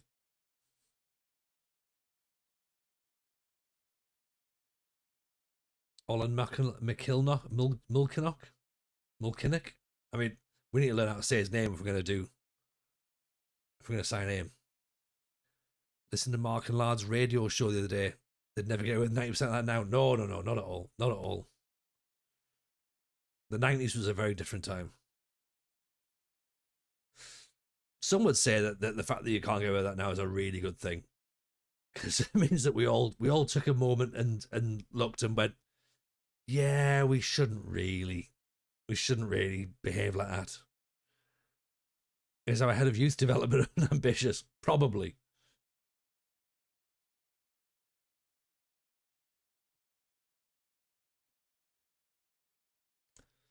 I like the fact that one of our players has got low self-belief as well. Like, honestly, what have we got here? And ambitious isn't always a good personality, means they might not force a move through. True. But we know, Tuny, that in our save, anyone who's unambitious is probably going to be really bad for us. It just means that they'll not want to better themselves.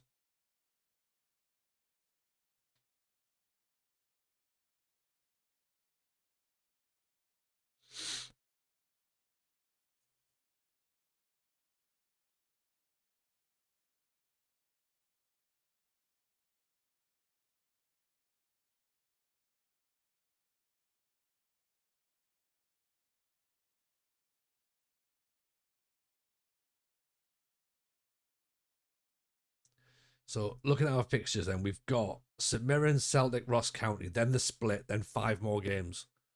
And then we'll work out where we end up.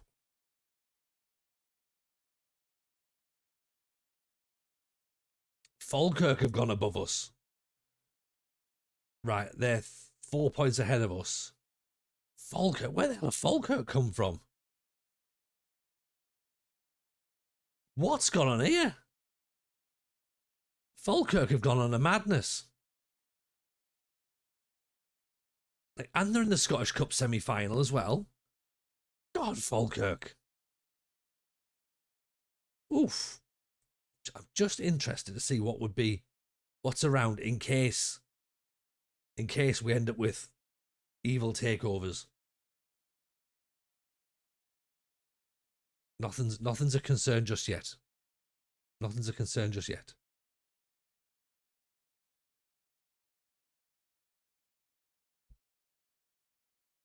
Sorry, I was saying if you subscribe, remember, by the way, like if you sub to the channel, or if you're on Amazon Prime, you get the save file, so you can help us find some players for Scotland going forward, and try and help us find some players that we might be able to turn Scottish, to help the build a nation aspect.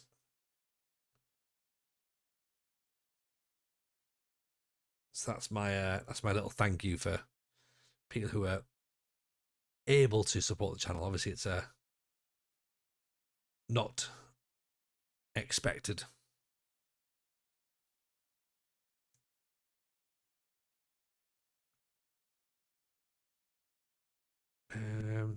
Who's going to centre back? Let's put James there.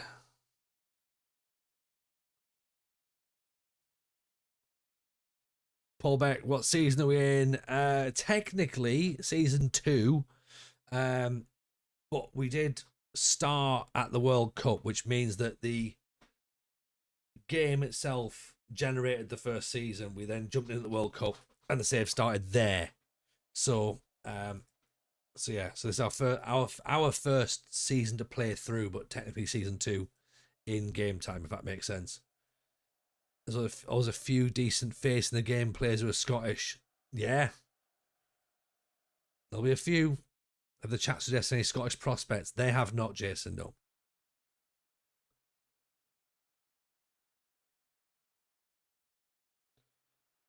We could use the Discord for discussions as well on that. So, you know, because there aren't any. We were sort of trying to avoid that, George. You know, this video game might see it different. This is why we're trying to build the nation, yeah? Ball at top, Barney Stewart puts it wide.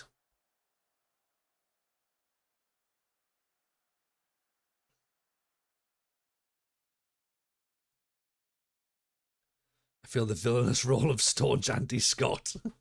Oh, do you know what? I'm a big fan of anti-Scott. She turns up with sweets. But really crap ones.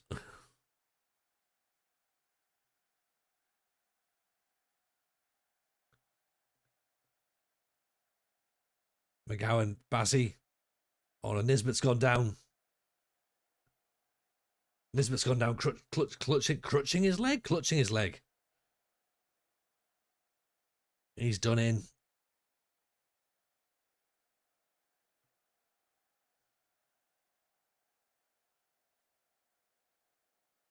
Foot injury. Oh, his foot's fallen off. Have you considered signing JKA, making the sole purpose of this save to make him Scottish nationality? Funny you should mention that, Jord. We did try and sign him on loan at the start of the. He was available on loan from Bayern Munich, but he wouldn't come. So we did consider it, and we'd also be happy to take Joe Bellingham as well. So more than happy to try and right some Greek wrongs.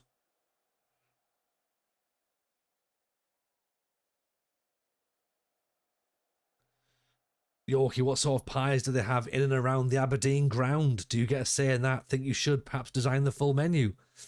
I mean, a macaroni pie would be ideal, I think. They also do things called butteries up there as well, which are quite nice little pastry things. Wilson, Bassie, Lobban, Rego. The ball. Ross Stewart at the back post. Can the Gray brothers be talking and representing Scotland?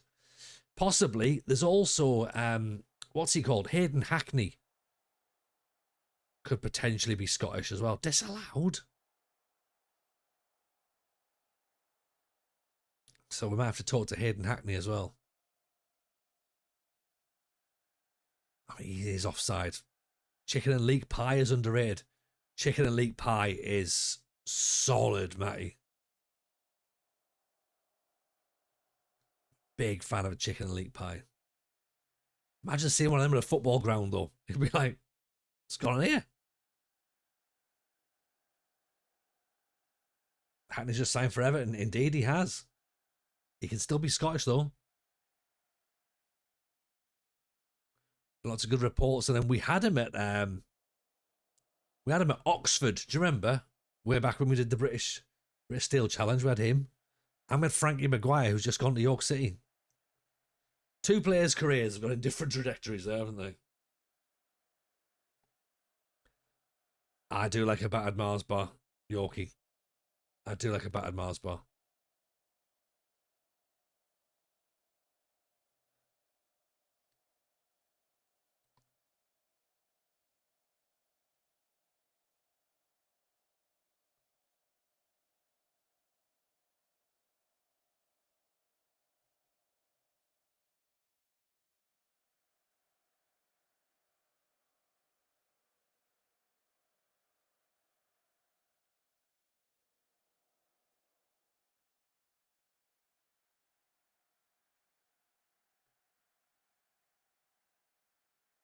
Couple of changes at half time, see if that's going to help us, but not massively convinced.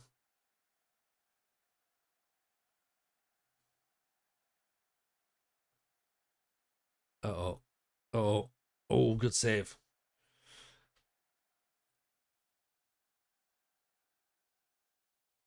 Let's see if we can go. See if we can go positive. See if that'll help. It probably isn't because it'll just leave more space behind.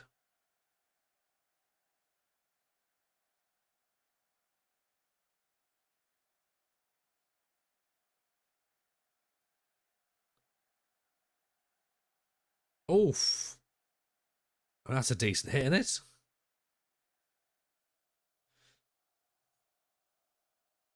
Don't know whether to sit back and try and hit on the break, or but then that's just inviting more pressure, or whether we just try and get the ball forward. And I've gone positive to see if that makes a difference, but one way we'll find out.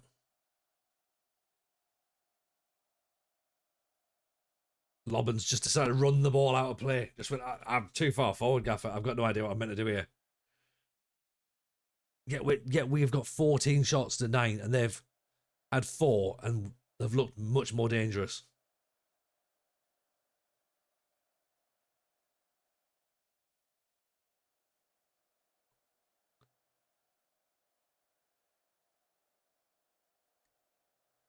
Nooster.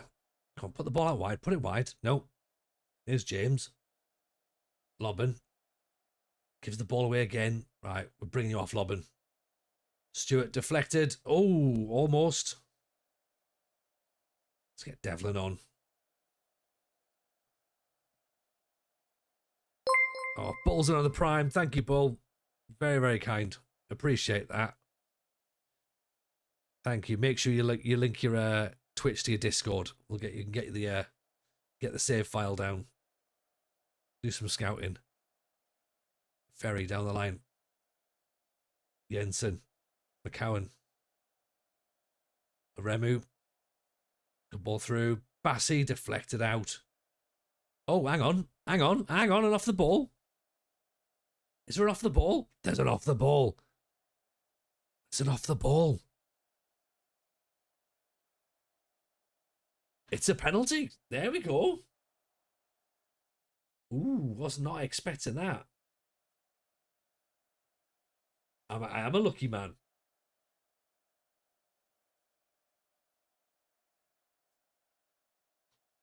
Dispatched, cool as you like. Go on, Bassey.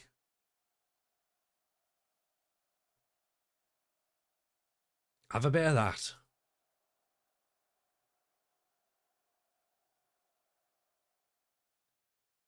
Keeps us 4th.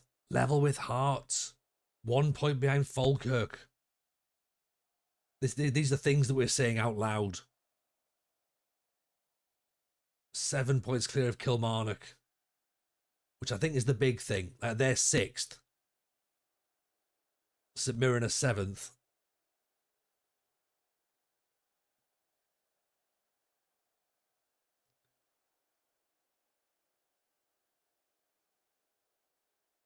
Can we get the ball away? Oh, just goes through. Let's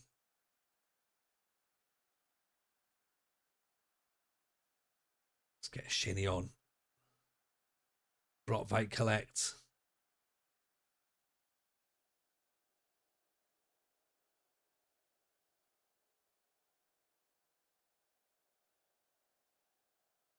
I feel like we have to go a little bit cautious now and sort of just hold on to what we've got. Aremu down the line. Is Bassi going to get there? He is. Crossed in. Wilson doesn't get there. Ferry's going to pick it up though. Recycles it. Keeper's dropped it. Yes. Barney the purple striker. Gone. That's what you need. Just a little bit of luck.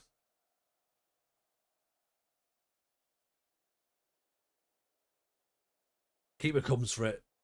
Drops it. Onto Barney Stewart's head.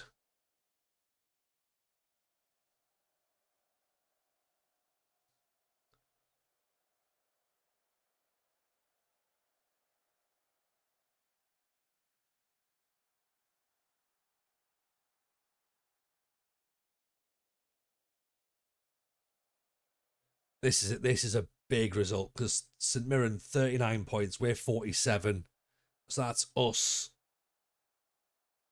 officially in the top 6 now. We can't go beneath the top 6, so we've done what we've had to do because there's now 2 games left, I think.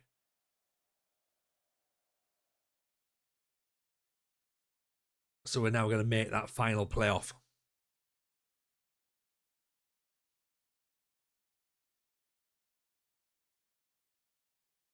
Question is, what's happened to Nisbet? How long's he out for? Oh, couple of weeks. Okay. We can ride this out. Okay?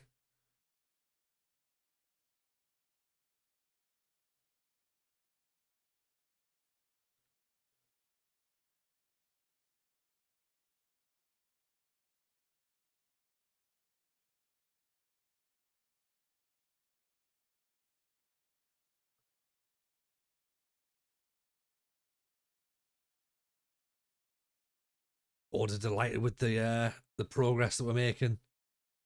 Means they're going to try and sack me, doesn't it? That means we're gonna get sacked. We know how this one works.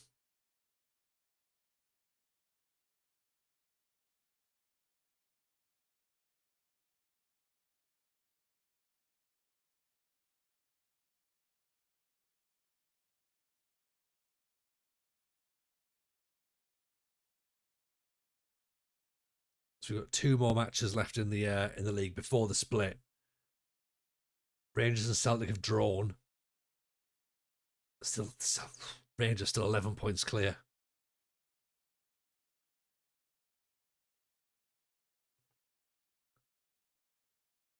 So it looks like Rangers are going to win the league. Anything gained by rotating in these 2-0 games? Probably certainly resting players would be good. I think the trouble is that because we are level with Hearts, because we're level with Hearts, we've then got sorry, let me pull this up here. Where's the... That's what I want. Right. we've only got the 3 European spots, so we can still technically make Europe. So missing out on, well, Celtic, we're probably going to struggle against Celtic anyway. Then we need 5 wins essentially, which is going to be Celtic, Rangers, Falkirk, Hearts.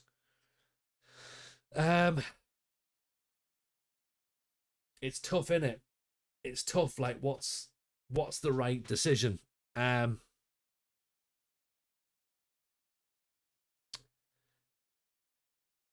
Fourth would get us into the qualifying round of the Conference League.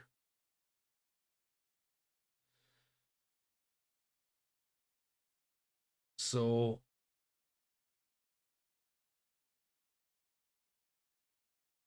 do we push for that? Depends on the winner of the Scottish Cup. Who's in the Scottish Cup? That Falkirk.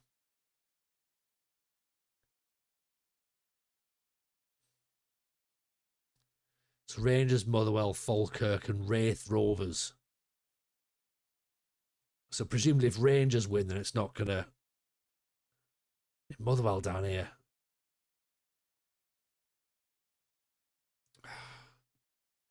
It's a tough one, isn't it?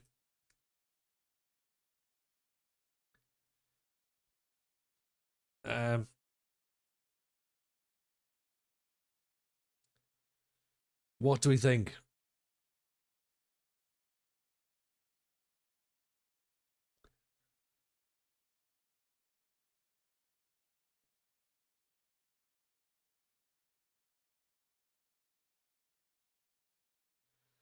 It's more of a bench thing, either getting battered or winning when they come on.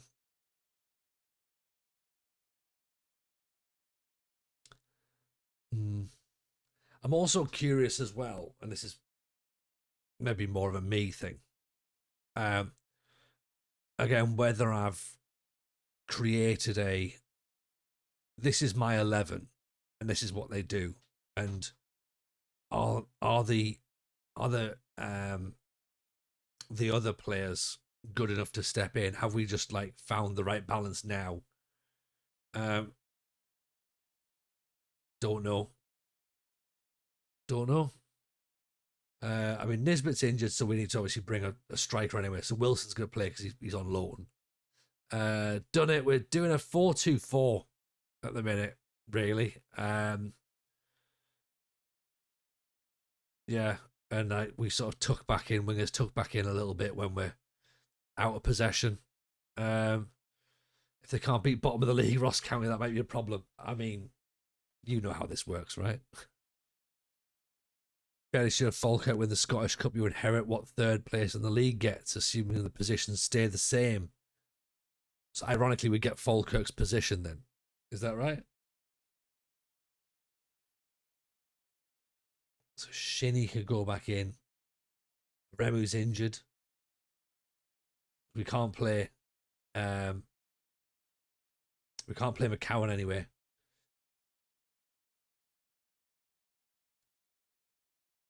So I suppose in a sense we're actually rotating regardless because we've got players who now can't play. 1-0 for Ross County off the defender's arse. I will take it. I will absolutely take that.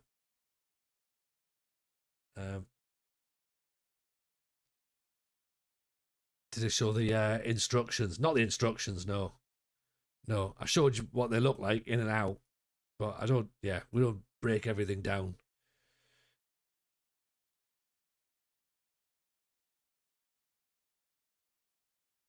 I don't really do like sort of tacticky stuff. So like sort of the whole like, oh, here's what we do. Here's what it looks like. Like we sit and we spend a bit of time trying to put it together, and then we hope that it works, and then after that we sort of leave it. So I haven't got like here's my tactic, go and download it. Because I'd feel really bad giving a tactic to people.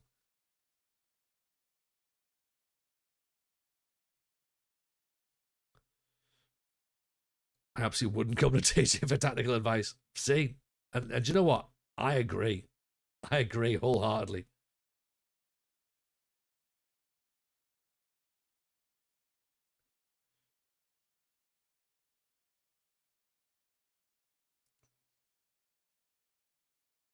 But what vibes though? What vibes we've got?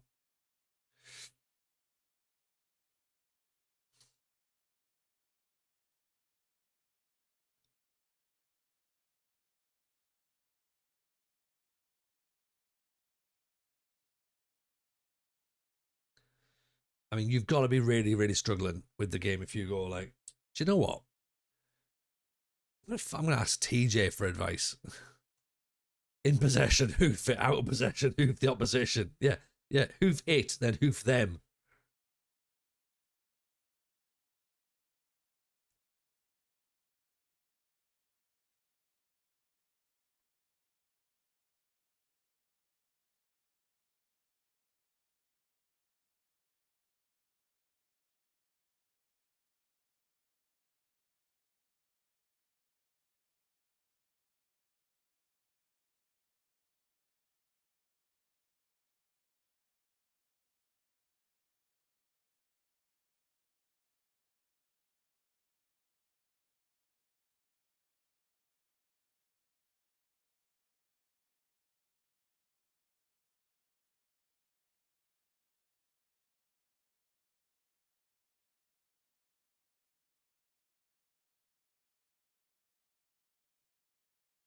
Advice, no. Stories about random motorway service stations, yes. This one is called the Weatherby.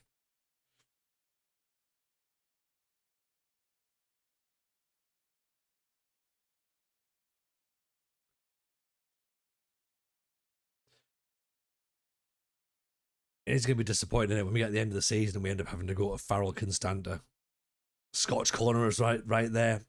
But you know what, George? That's the thing. That was the obvious one. So I went with something that was clearly not going to work. But you're right. I was foolish. I'm a fool to myself. I never even thought of it. Just the 13-0 for Norway against San Marino.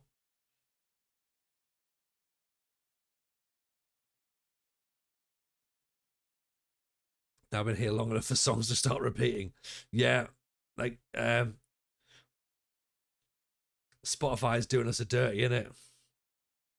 There's literally so many songs that it could pick from, but it's just gone, let's play that again.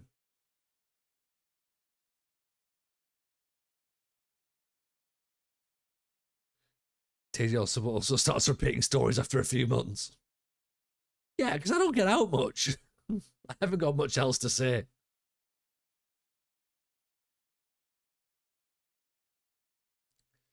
Did I ever tell you the time? Yeah, yeah, you did, TJ. You did. Yeah.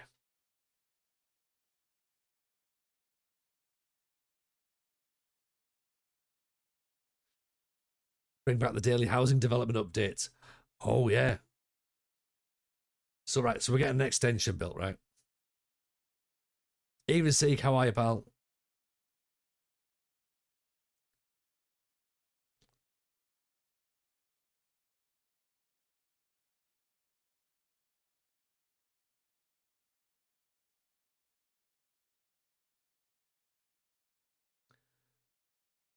Very good indeed. Tell us about the time the planters blew away. I can't have a feel. Can't have a feel, so you're mocking me now. But like in a loving way, right? In a loving way. It's in a loving way, isn't it? Surely it is.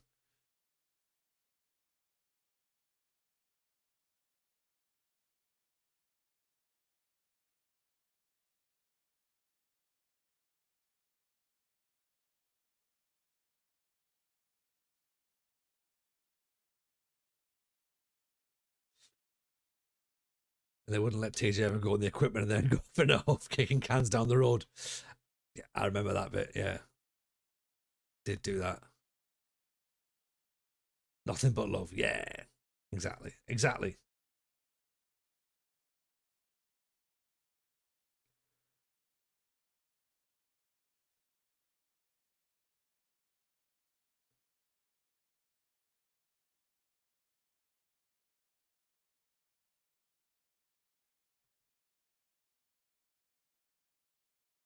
Oops. Right, Patterson's injured. That took forever. Oh, honestly, it did. Yeah.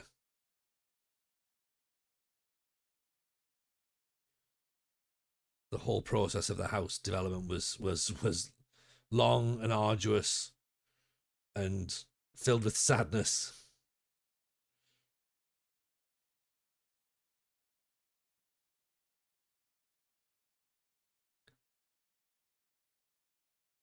I think Brazil have ran out of normal names like Dave and Kenny.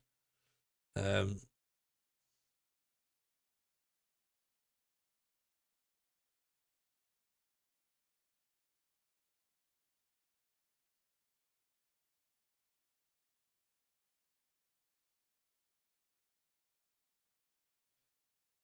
Remember the time the DIY shop kept offering you that discount? We were in a hurry. And we got the free paint as well.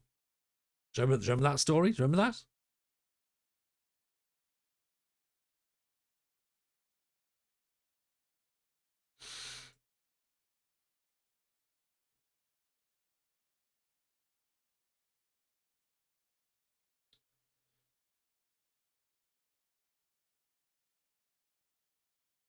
Right, come on then, Scotland. What have we got?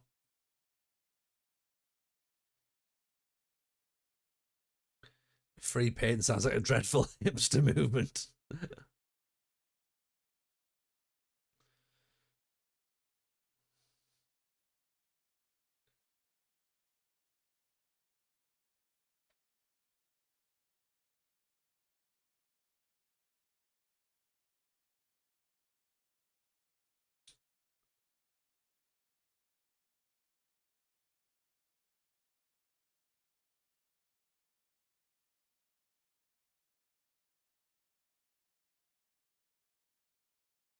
It's Teeny's there. There we go.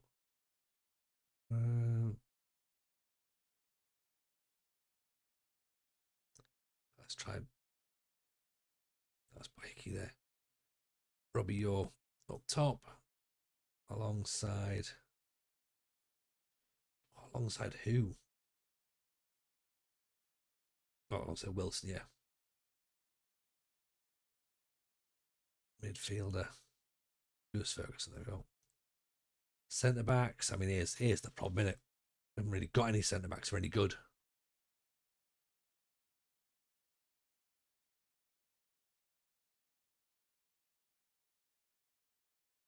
Well, we haven't got any other players who are any good either, so.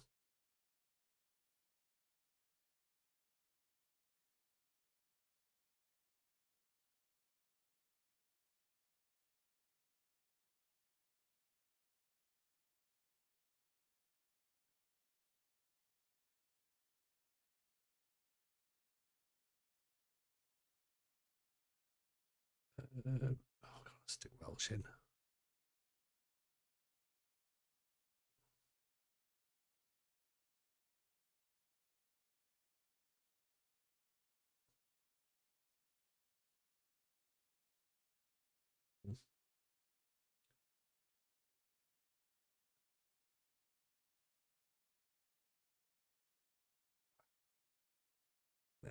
Let's see what we can do for Scotland, shall we? So we're playing Switzerland in the old Nations League playoff, so it's the big one.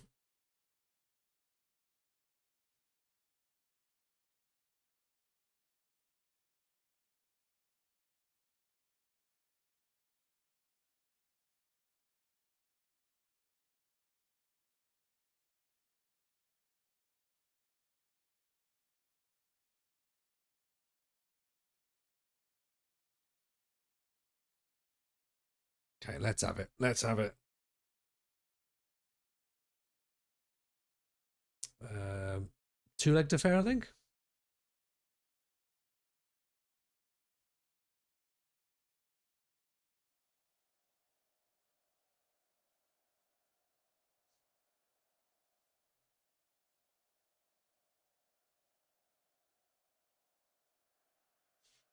Come on then, let's have it.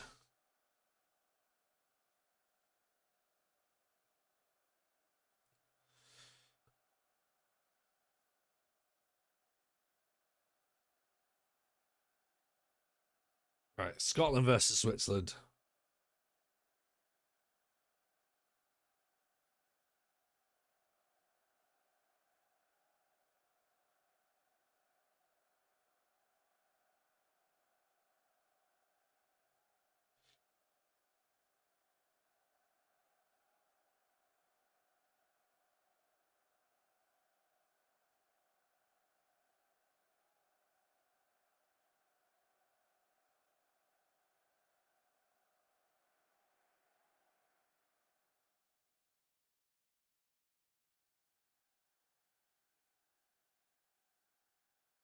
Again, back to Morrison. Perfect highlight. Brilliant. Literally a couple of seconds, and it's just like, no more for you. You don't need to see that. That's enough. That's enough, TJ.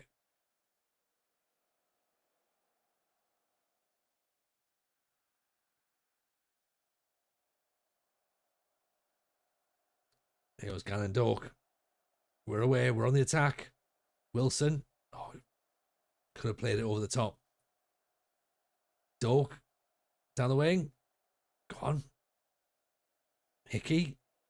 Gannon Dork. McGinn. Blocked. Deflected wide.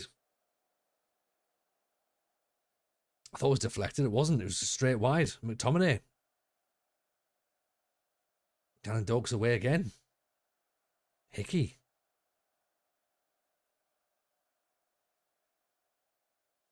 Gannon Dork. Oh, look at that. Leaves Vargas. Hickey. McGinn. Lewis Ferguson.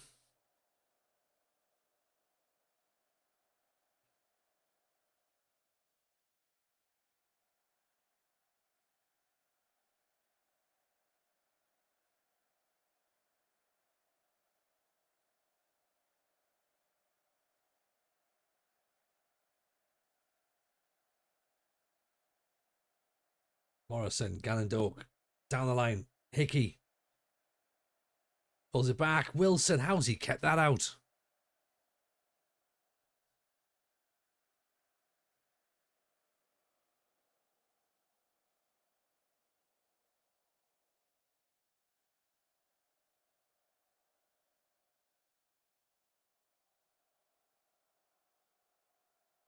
How are we on 26% possession when all of the highlights have been us on the ball? Like, are they just literally passing it amongst themselves and then like we are the highlight?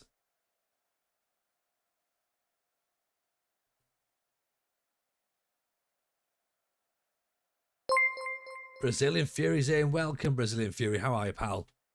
At the moment where watching FMers play the World Cup is the only way to quench the need for it. Well, sadly, Chris, the World Cup mode is long gone for us. This is the Nations League playoffs. Switzerland versus Scotland. We had a remarkable comeback to get ourselves into the possibility of promotion in the Nations League. Here he comes. Welcome, Callum. Welcome. How are we? Appreciate the raid. Very kind. How is the stream, Callum? How is life? Welcome in, Raiders. Pull yourself up a chair. Come and watch us build Scotland with our bare hands. Go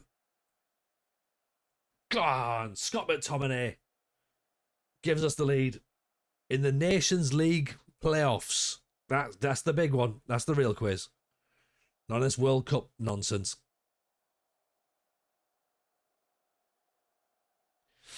Beat Auckland 17-1, then did some unsuccessful shiny hunting. First stream in a month. Shiny hunting is not a euphemism, by the way, for if anyone's wondering. 17-1 though, well done. Well, that's awesome.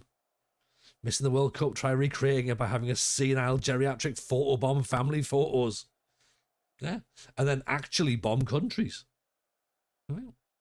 You could do that. If you are brand new, by the way, welcome in. This is what we're doing. Check this out. I drained a lake for this. So I didn't come up with Project Braveheart, by the way, right? I didn't. That's an AI thing. But we've tried to put it together. This is what we're trying to do. We're trying to build Scotland because Well, just because, to be honest, because we're not very good. So we're going to try and rebuild the Scottish national side, build the Scottish League as well while we're here. And we went to manage Aberdeen because revenge.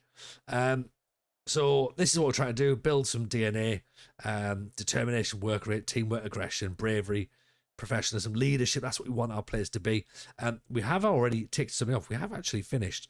We actually progressed out of the group stages in the World Cup. So I actually need to tick that off still. So I need to do that. And we'll tick these off as we go through. And this is going to go into FM27, right? Let's not beat around the bush. This is going into FM27 until at least Christmas. So that's where we are with the save right now. I thought throwing a kettle over a pub was the real quiz. That is also the real quiz. Yorkie, you're right, yeah. So if this is the sort of vibe that you're into, hit a follow on the stream. Come and join the Discord as well. And of course, check out the FM Show podcast. Every single week you'll hear myself, RDF Tactics, Si Maggio, Second Yellow Card, prattle on a load of shite about Football Manager, sometimes mostly about Bears. We also are sponsored by beer, yes. Or after all that, how's that not gone in? If after all that you go, hey, do you know what? I'd like to see these guys live. Feel free to come and see us live in Nottingham, part of the Nottingham Comedy Festival. We are doing a live show 1st of November. Come and see us. Callum will be there, maybe. I'm sure he will do. I'm sure he will. He came to one of the ones before, and it was brilliant, he said. So come and do that.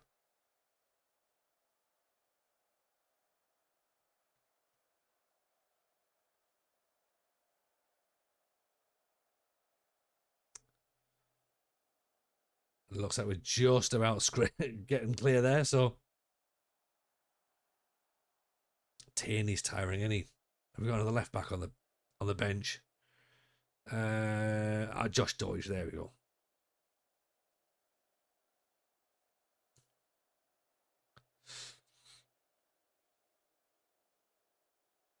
Or we move Hickey to left back. Then we put Max Johnson on at right back.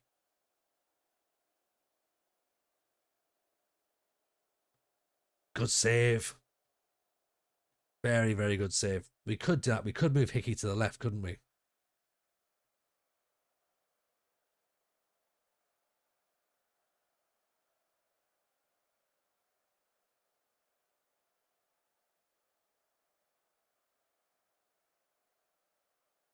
But do you know what? No, let's give Josh Doige a run out.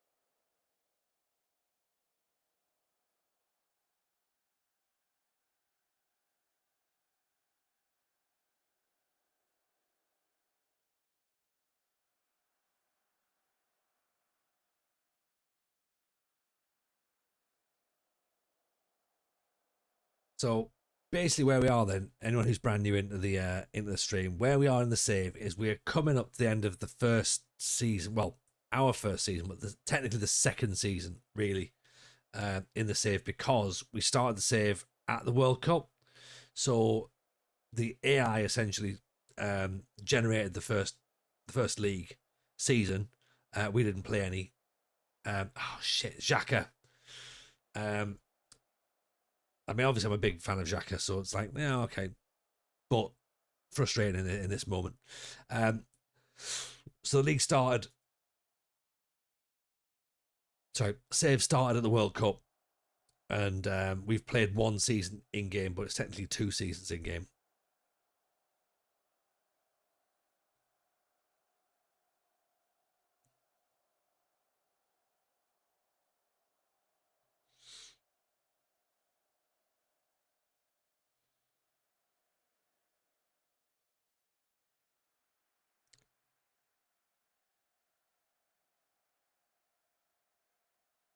What are we gonna do? Are we gonna change anything? Are we gonna keep it as it is?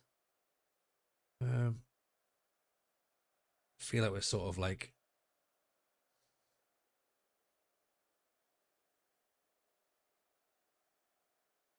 83 minutes. Oof.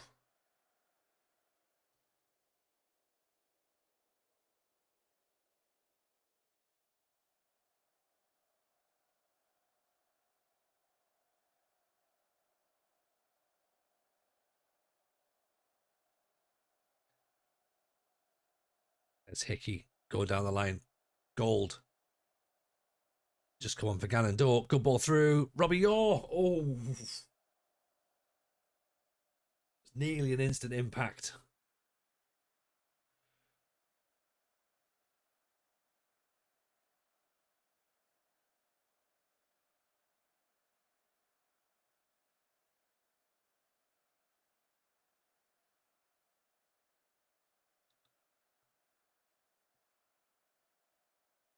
Oof.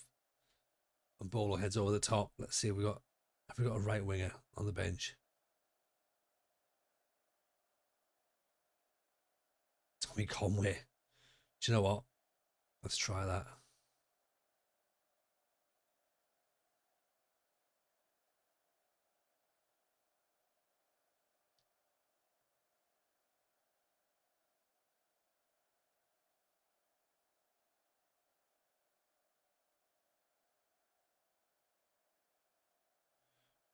Last couple of minutes.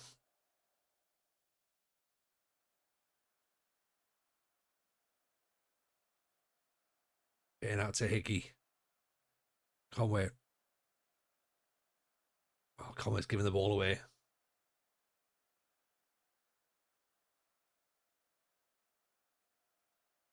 No, no, no, no, no. Not like this. Not like this. Not like this. Oh, come on.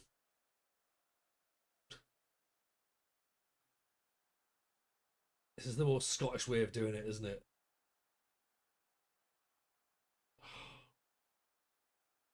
Right, okay, that's fine.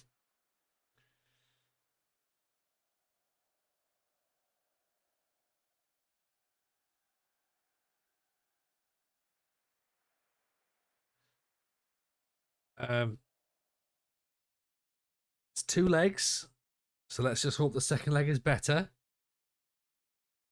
because that was a disappointing collapse.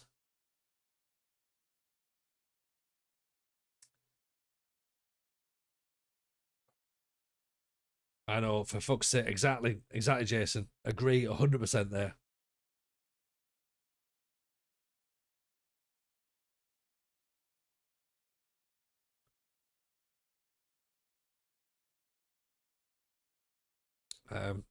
But it's fine. Don't worry. Don't worry. We can still.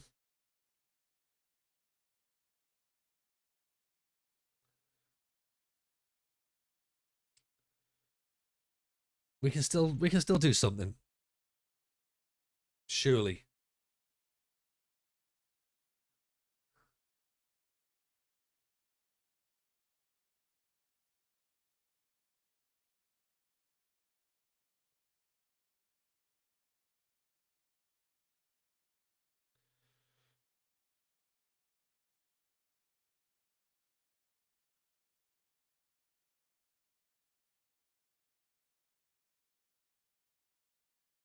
Right, 1-0 takes us to extra time.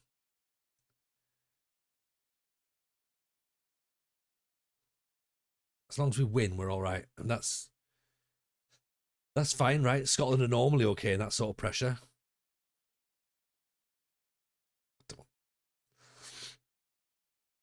Don't think we are we? No, we're not. We're not normally all right with that sort of pressure.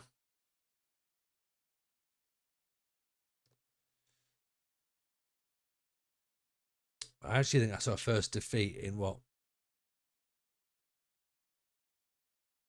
First defeat in 6 games as well.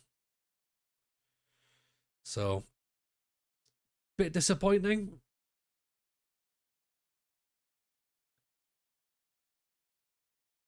A little bit disappointing, but let's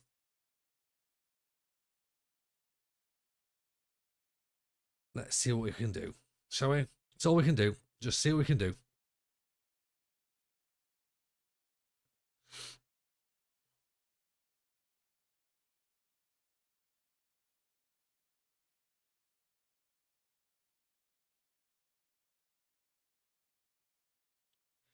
Do we start the same?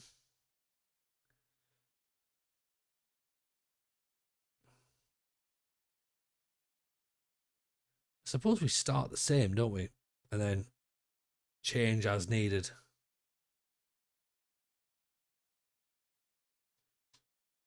We march on. That's right, Jason. Get your bagpipes out. Not a euphemism, by the way.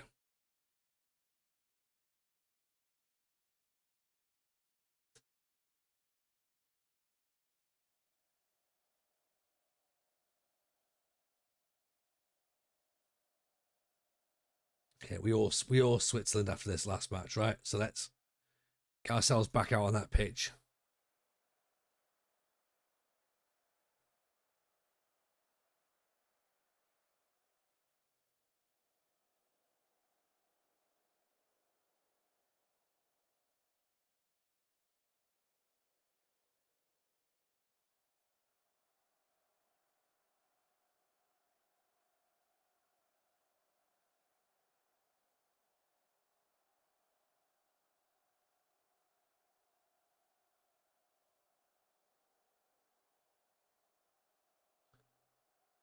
Who's got the penalty? Who's got the penalty? They have. Brilliant. I was looking elsewhere.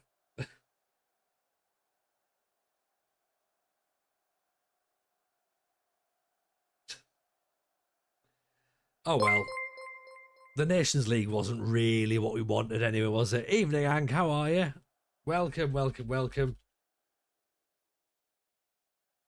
Welcome, Hank followers, to the Nations League playoff second leg. So we lost the first leg in the 90th minute. We were 1-0 up. Then we got pinned back and then we conceded. We thought, oh, it'll be great. We'll just come out and we'll go for the second leg. It'll be fine. Conceded a penalty after 8 minutes.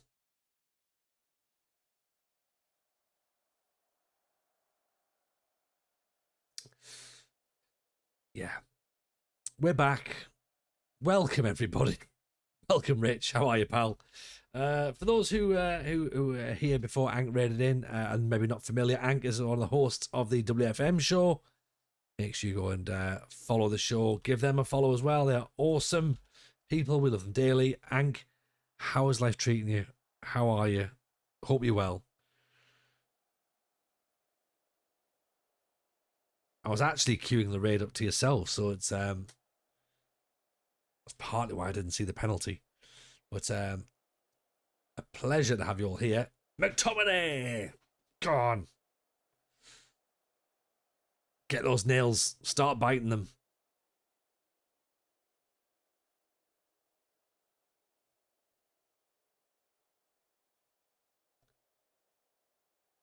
Great cross in from Gannon Doak. Scott McTominay at the back post. Get up there.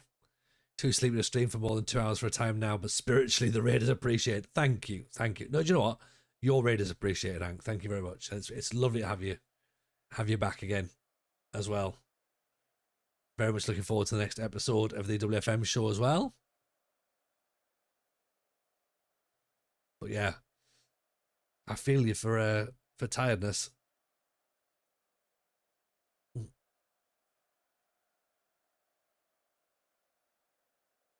Oh, good save.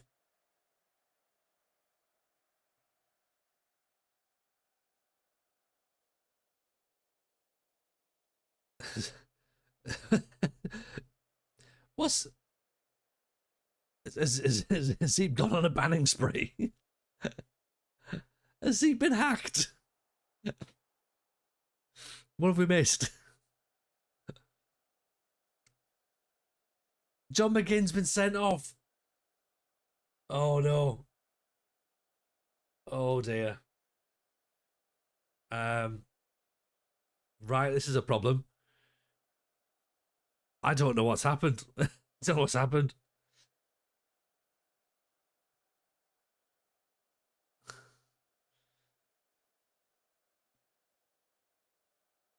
Unban me, cowards.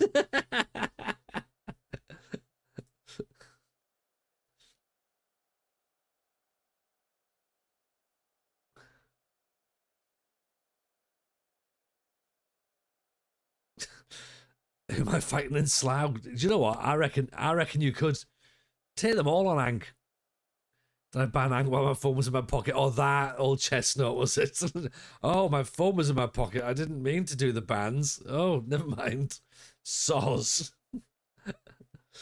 You need to stop looking away every time you do something bad happens. Yeah, I know, but thing is though, if I pay too much attention, then bad things happen as well. So it's it's kind of like a double-edged sword. Um,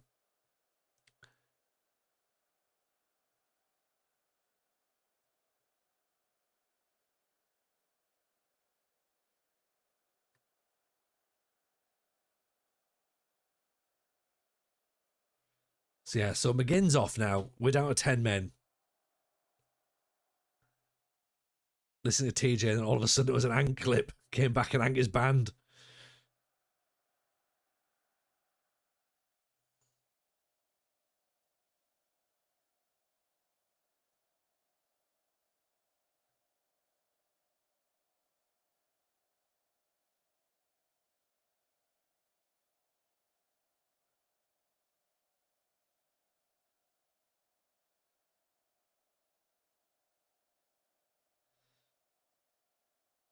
I always thought it would have been Alice they went for.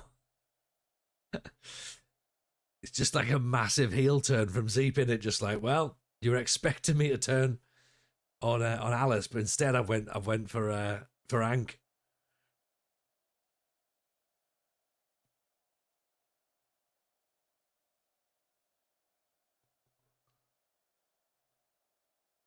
Actually, maybe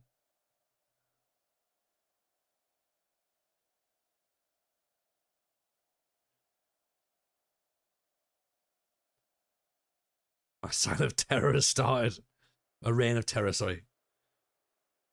The summer of Zeep.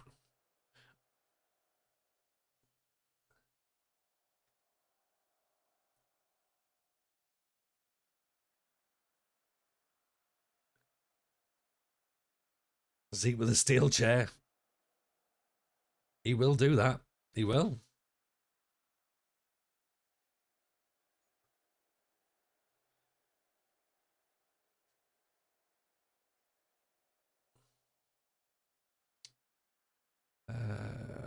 Right, we've got to go for it, haven't we? So let's go route one, I guess.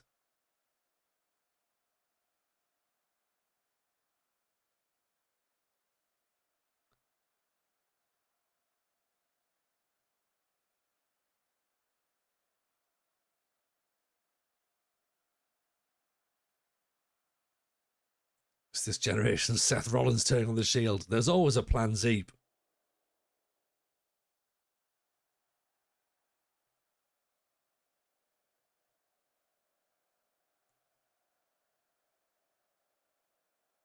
Oh no. Oh no. They're coming forward again.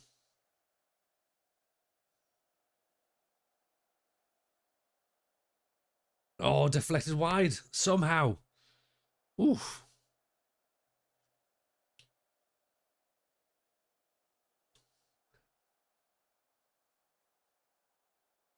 Do you know what? This feels really counterintuitive, but I think we're going to have to bring a striker off.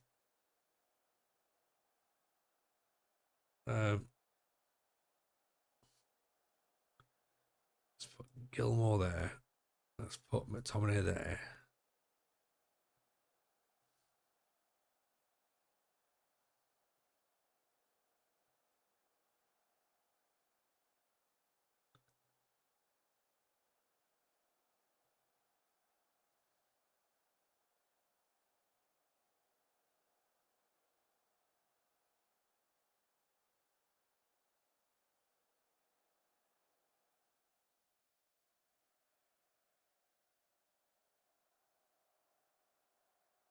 see what we can do. See if that's going to make any difference at all. Welsh, Johnston, Gilmore. Into the channels from McTominay. He's gone through the box. Oh!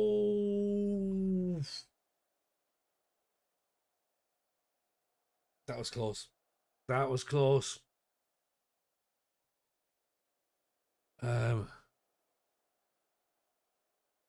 That was the chance, wasn't it? Ooh.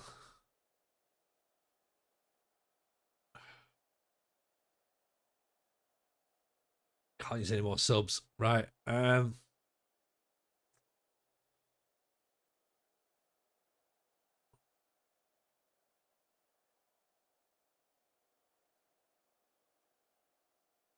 Water ran out. Oh mate, I saw all that. I wasn't there. I was wondering sort of like who else is going to be affected. We haven't been, thankfully. But yeah, absolute madness, right?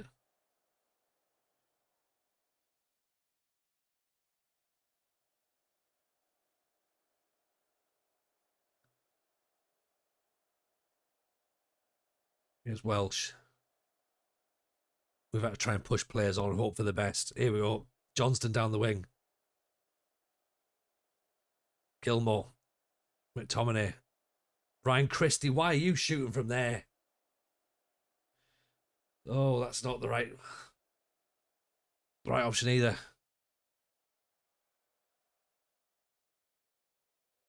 We're going to go out here, aren't we?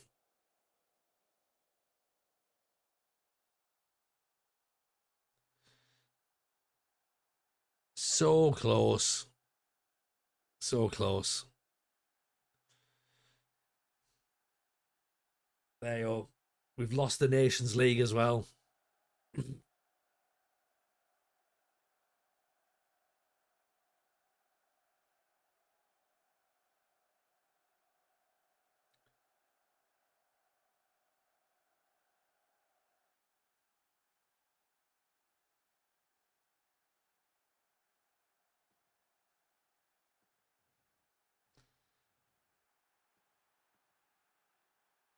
Oh well.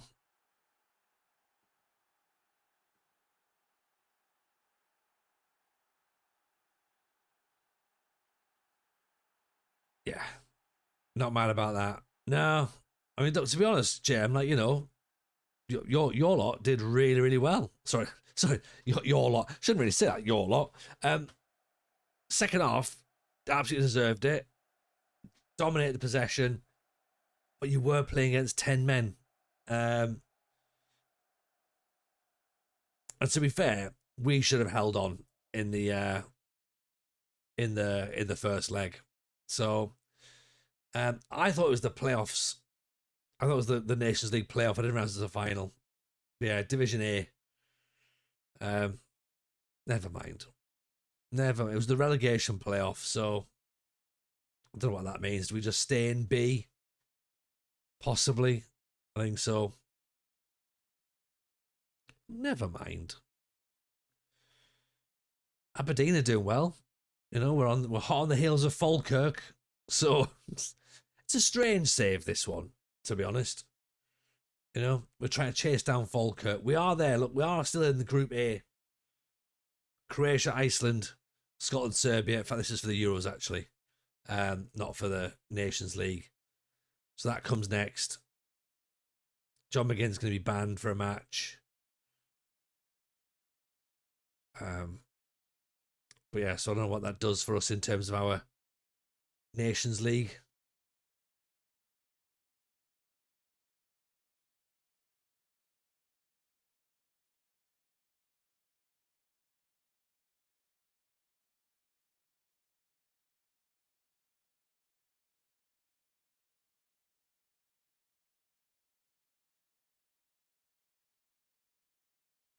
I don't know how it works.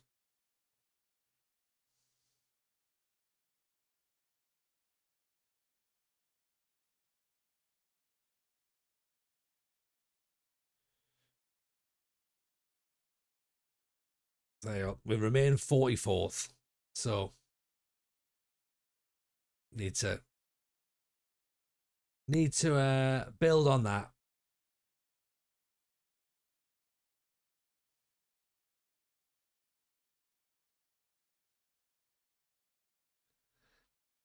It'll be fine. It'll be fine. Well, we move. That's what they're saying, isn't it? The young people, they say that.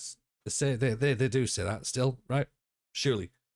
So right. That's our international duty over and done with.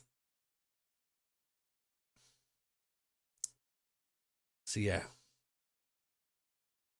Never mind. We've got 2 matches left in the league before the split. Then we've got 5 matches, and that is going to be us for the end of technically season 1, but also season 2, which I propose we do that tomorrow, because I'm not here Wednesday, Thursday, Friday. So should we try and finish the season tomorrow night and do that? That feels like the most logical way of doing it, and leave in a position of like, right, we know where we are. We've done something. Decisions have been made. We've gone through the whole season. Everyone's happy-ish. And by that I mean not happy. I mean, who's this guy? Mafundo Villacazzi, wanted by Inter and Juventus. Flair 20, determination 16, first touch dribbling. Hello. See about getting you in, shall we?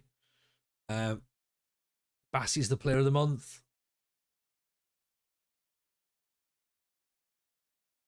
Loving that.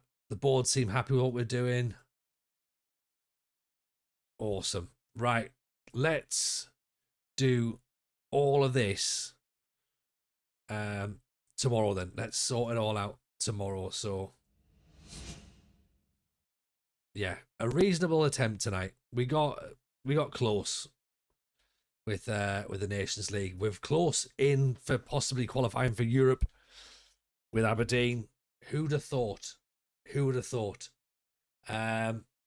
Take it easy, everyone. See you all tomorrow. Time to raid. Go and give Wezza some love. And yeah, see you all tomorrow. Night, everyone. Bye now.